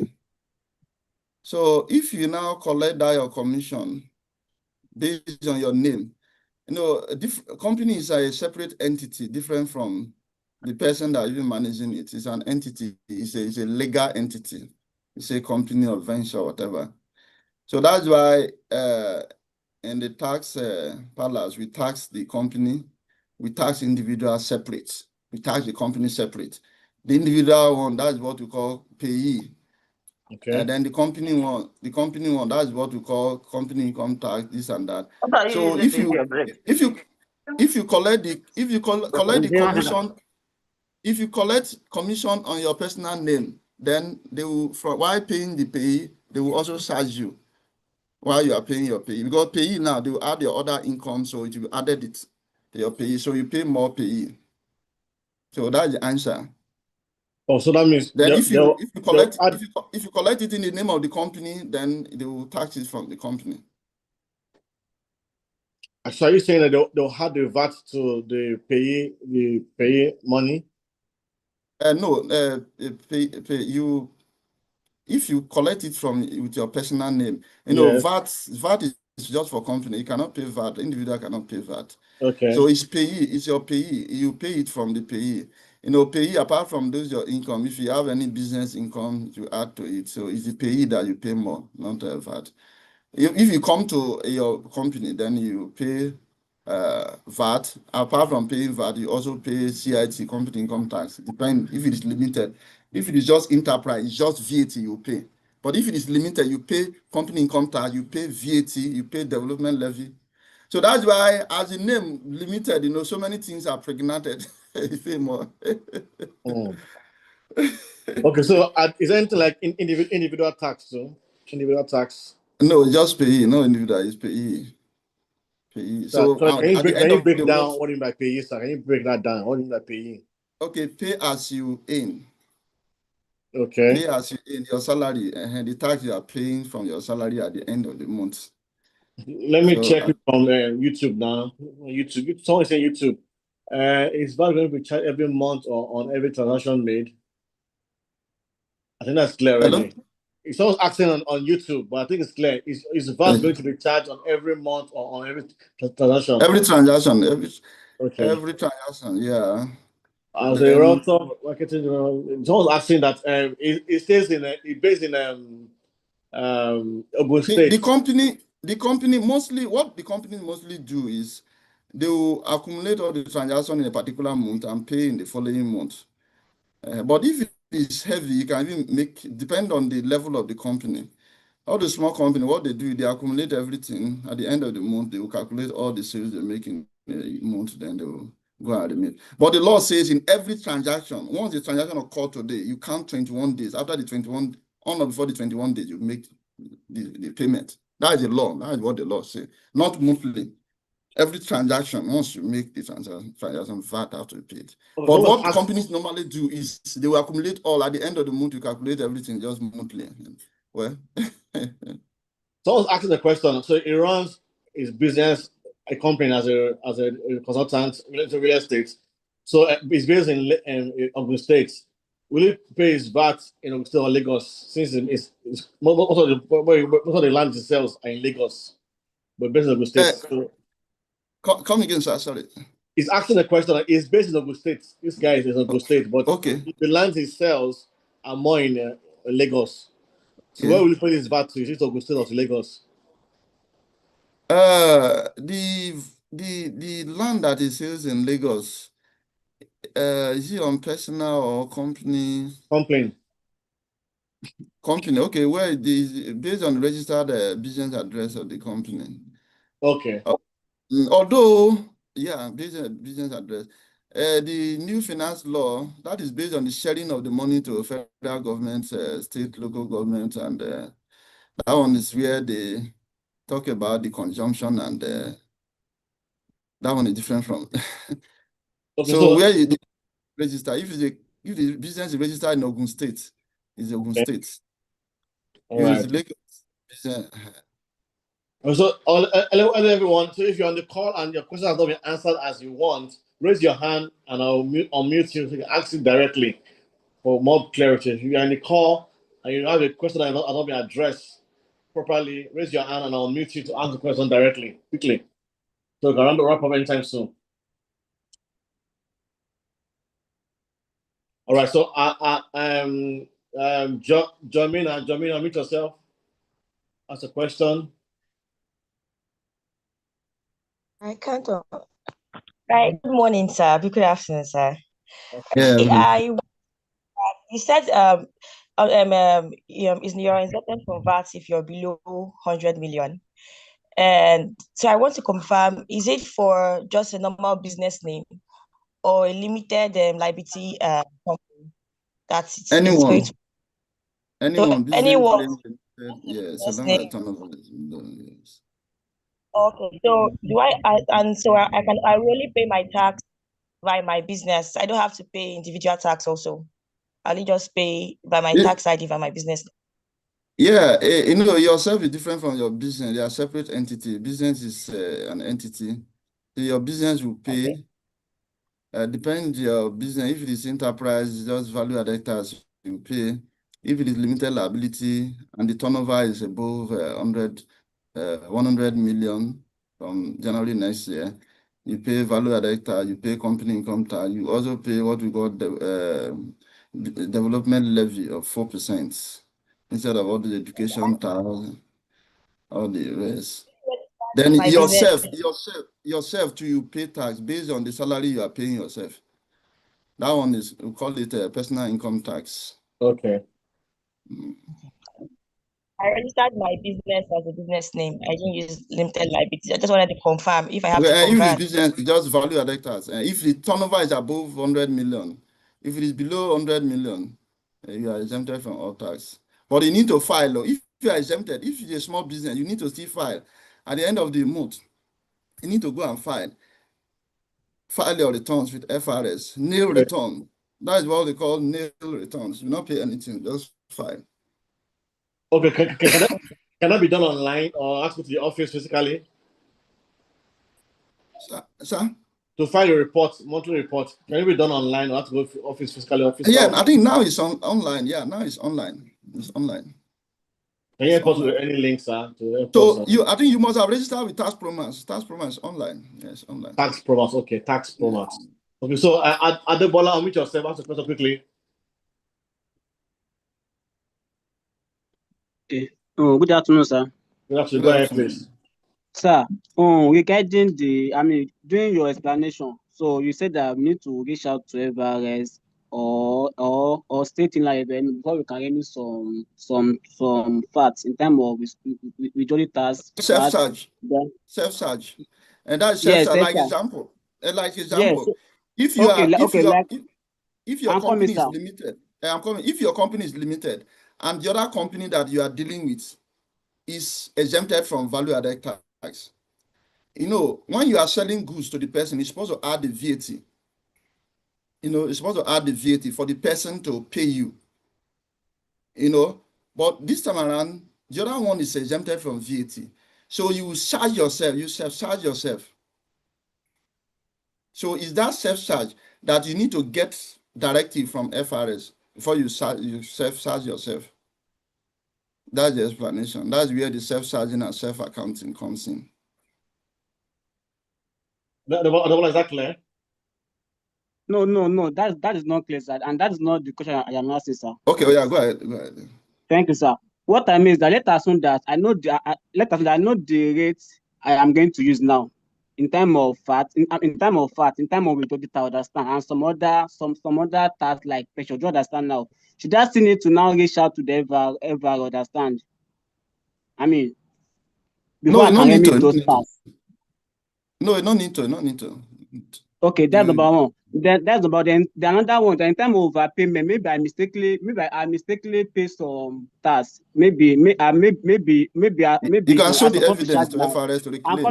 I'm coming, sir. Maybe I supposed to charge my company maybe just 100,000 as a tax, and I mistakenly charge my company as maybe 200,000, and I've already submitted everything, and we are being deducted, understand. So now, how long? So I've already submitted evidence to the FRS or state in law, understand, to verify the overpayment. How long it will take the either state or federal to refund all that overpayment of tax? How long?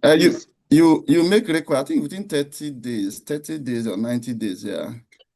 And then the most important thing, you must present your evidence of overpayments. It will give you back. With this new law, it doesn't. There's no issue. There's no issue. Once you show your evidence of overpayment, they will refund you within 30 days, essentially. Within 30 days, okay. Yeah. Thank you. Days. Yeah. All right, Mr. ABTS, a question, please. Unmute yourself, sir. ABTS, quickly. Good afternoon, sir. Yeah, welcome. Yes, sir. So my question is that regards the... Increase your voice, sir. Your voice is low. Okay.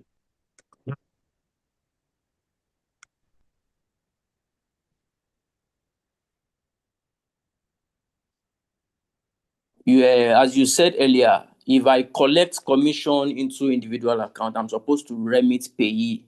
I want to ask, Am I meant to remit the pay on transactional basis or on a cumulative monthly basis? A monthly basis. Pay is a monthly basis. Okay. Monthly basis. Yes, next. So most someone's asking, that's a bit well. He's asking, can you advise, can REMS as a marketing group collect the VAT on our behalf and pay on our behalf? So we for example now our company is the marketing group. We have under us marketers. So the company developers, they pay when we make a sales now, the developers pay REMS the money and REMS remit to the marketers. So it's always asking, can REMS receive the VAT on our behalf and pay on our behalf and pay our commission separately and give our free us some all the wahala? Who is receiving the commission? Is it REMS? Yes, receive for on our behalf first, then remit to us. Is you people, are you individual or company? REMS is a company. Mr. Peter, can you, Mr. Peter, unmute yourself, sir. Mr. Peter, can you explain that, sir? Mr. Peter. I think. Yes. Good afternoon. Good afternoon, sir. Yeah, good afternoon. This is Dr. Dean. Yeah. The question I want to share more clarification. You know, REMS, as REMS Nation, there are rectors that are registered under us. So any property that is being sold, the commission is paid directly first to REMS.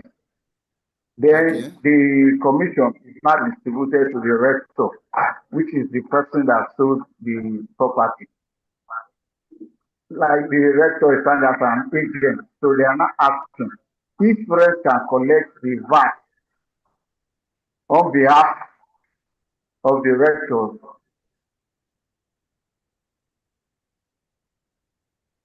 Yes, since the transaction, what the party that known to the developers, I think is REMS, Abi. REMS can REMS can pay on behalf of the various people, since it's REMS that is receiving. Yeah. Then one thing is REMS should be able to add that 7%, 7.5% commission fee for them to pay. So that the burden will be bared by the final consumer, not REMS or not the directors and all the rest. Yeah, REMS can. So can the realtor get evidence of that? In case they come after the realtor, can we get evidence that has been paid on our behalf already? Mr. Peter. Then there's one question I want to also ask. Then between REMS and those other individuals, individual or companies, did they have any other business, benefits, as we are collecting this thing on our behalf, REMS will take additional social percentages from each of the individual. Is there anything like that? If there's anything like that, then the ball game, I think that's also important. But if there is none like that, I think REMS can pay on behalf of REMS can collect and pay. Okay, so Mr. Peter, are you saying that our commission will not be any more withholding tax anymore? Because normally when the POs now if you make a sale of 12% now, what happens is that REMS receive the money, REMS pay us and take away withholding tax of 5%. Yes, that is the number, yeah. From our money. Please, Pastor Bobby, please. Please, it's not REMS that deduct 5%. That 5% is withholding tax. Yes, sorry, yes. Which is deducted at source before commission is paid to REMS. Now, our next lecture, I'm thinking of the withholding tax regulation 2024. So I'll talk everything about withholding, just withholding. So that if one company is dealing with one company, how do they deduct withholding? Because a lot of changes in the regulation, and withholding tax is so important.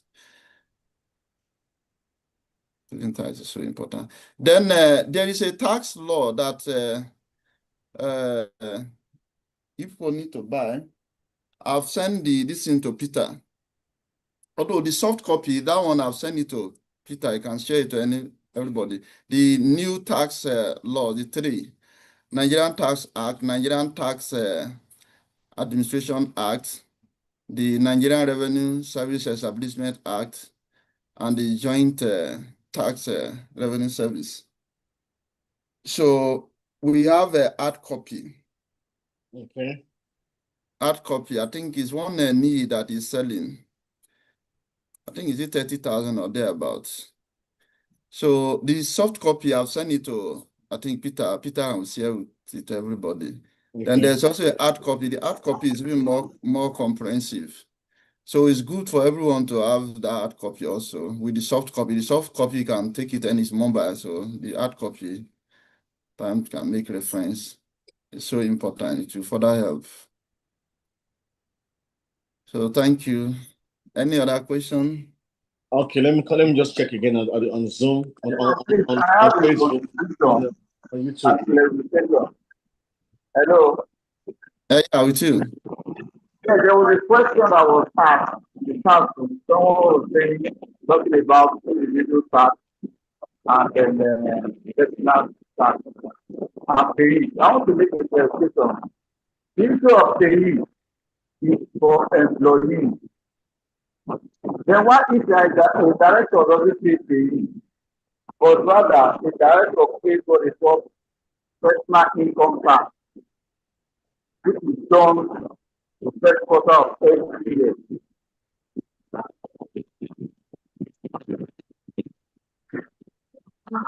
So because that got that question, I just want to make that clarification. That the director doesn't pay payee for pay personal income tax, and that is done every first quarter of the year according to the law. Okay. You see the same thing, directors here, because that pay as payee, personal income tax, all those ones are going to the state internal revenue service. The state you are working, which you reside, is going to, like Lagos State here, is going to Lagos State internal revenue service. Then those are going there. Yeah, what you are saying is okay. Payee, it's okay. Directors, yeah. But what is there that the company tax is different from payee? The income going to the individual or director, that one you pay to the state. That of the company limited is coming to Federal Inland Revenue Service. That of the enterprise, the VAT element is coming to the federal government. Federal government that collect VAT. Although there have been issues here and there, but we are still collecting. So thank you. So I think we'll still do this session another time. So I don't know if she have question is still arranged. Next time when we meet, I don't know. Okay. So maybe a final question, maybe. Okay. If I already have a team, then I'll also send the material through Peter. I'll send all the material, lecture material. Thank you, sir. Thank you for that, sir. So I was asking, she already have a team number from a different states or from different. It's not clear. It's not clear. Not clear. Don't worry, sir. It's not clear. Okay. Thank you, Mr. Father. And like you said, I believe we will still have another session.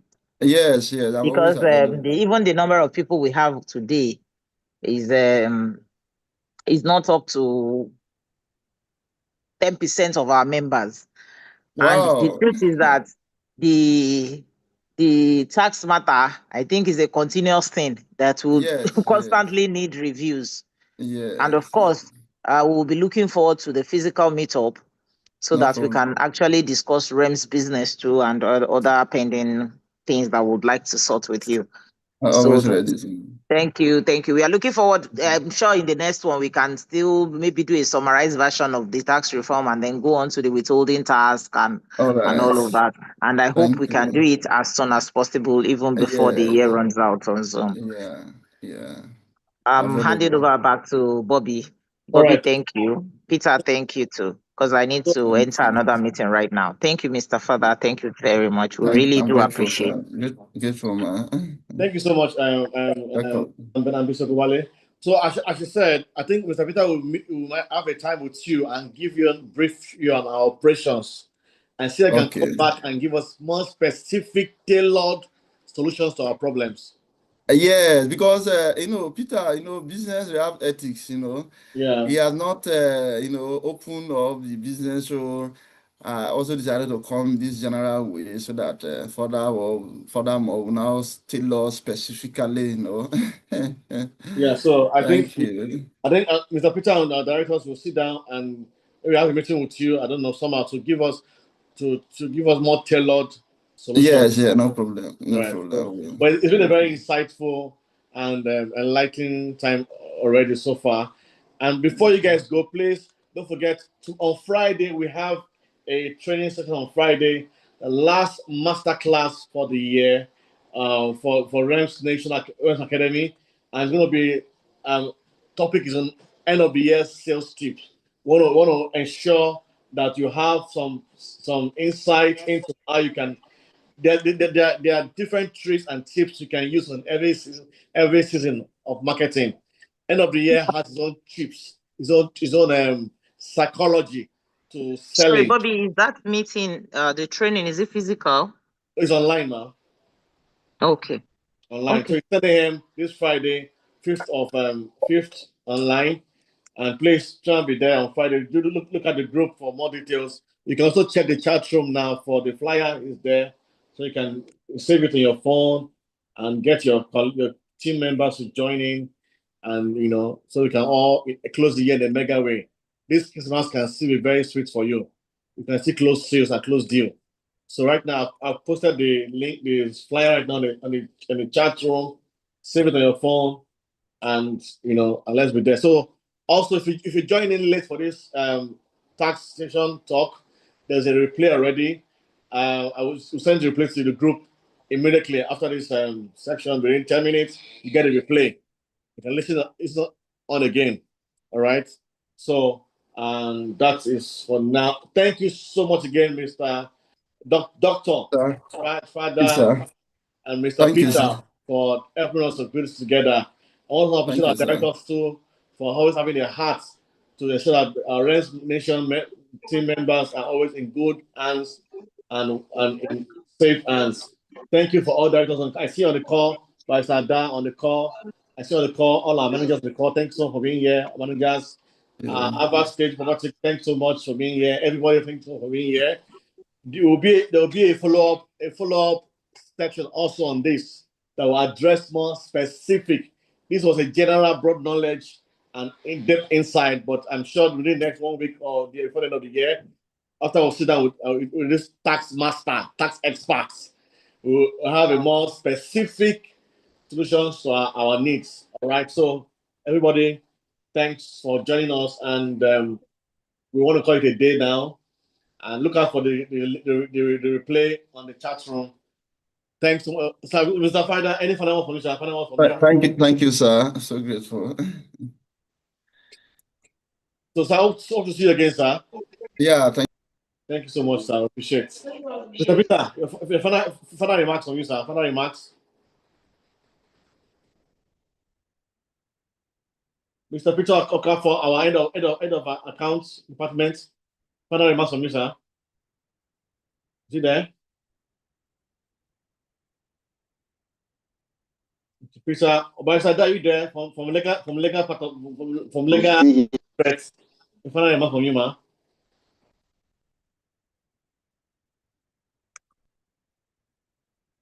Are you there? It's out already. All right. So hello. Hello. Are you back? Okay, Mr. Peter, final remarks, sir, to your realtors. Thank you, Mr. Bobby, Pastor Bobby. Thank you, directors. Thank you, Dr. Father Then, for the insightful lectures which you have given, and we hope to hear from you soonest before the year runs out.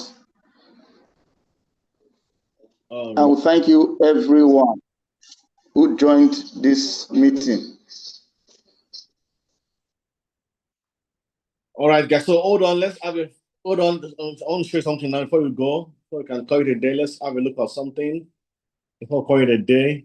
Just a second. We shall share with you the presentation that we've done today. The slides will be shared, so you can have a view of the slide also, and see the figures and understand in depth, by your own reading also. While we wait for that flyer, please also note that this Friday we have a sales training, end of the year sales tips, how to close strong with mega sales. I think on Thursday also we have a prominent section with Adozilia Home. We call it REMS Partners Product Knowledge Section. 8 p.m. on Thursday on Zoom also. And on Monday we have Rooftop, 10 a.m. Rooftop. So look out for the group. Go to your WhatsApp group. Always read information there. This is the last days of this year. Don't be left behind information. Always check your WhatsApp group. Know what's going on in your community. This is a community. REMS is a community for your business community for you. So don't be left behind. Always check in the morning, afternoon, night. Always go through the REMS official WhatsApp group. If you're an upline here, I encourage you have a group for your downlines also. Have a group where you can also update them on what's going on in the industry.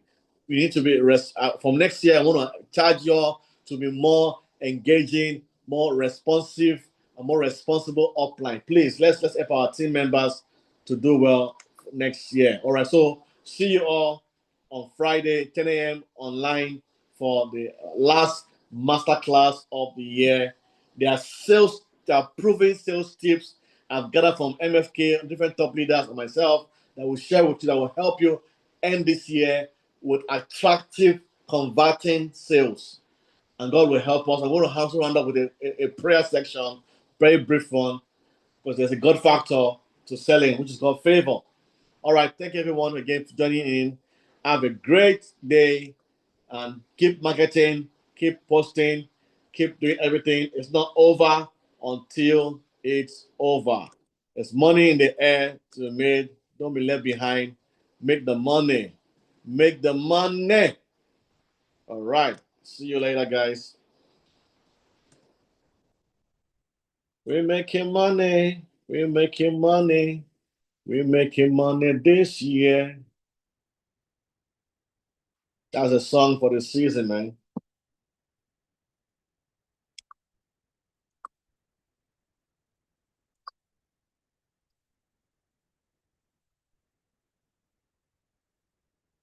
Right. See you later, guys. We're making money. We're making money. We're making money this year.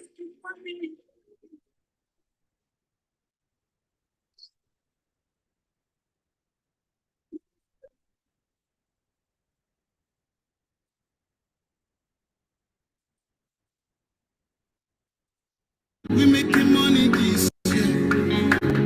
We making money this year. No matter what they do, go better this year. This year, this year, this year. Good money this year.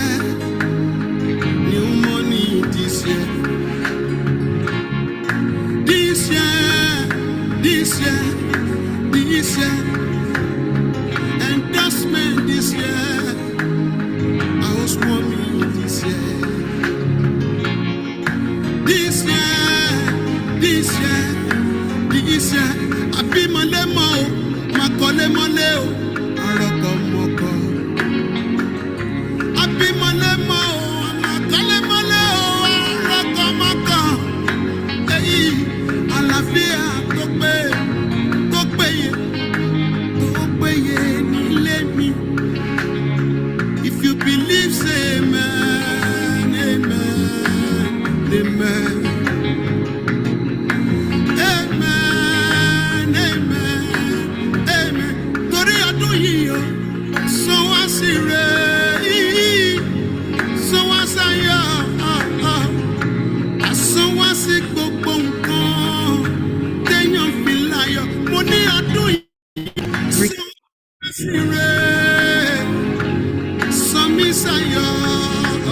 Say amen to believe. Calvin, ready, sir.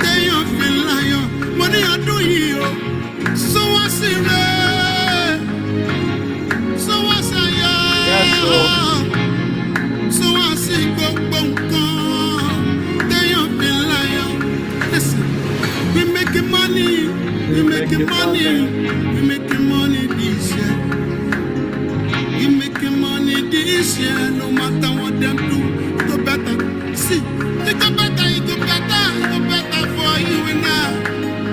It go better for me. I say, it go better for you and I. It go better for you. No matter what them do, no matter what them plan, it no matter what they them talk behind you. It no matter what they them talk behind me. Yes, sir. I see the walk it go better. It go better for you. It go better for. All right. Have a blessed day, guys. It's gonna be well for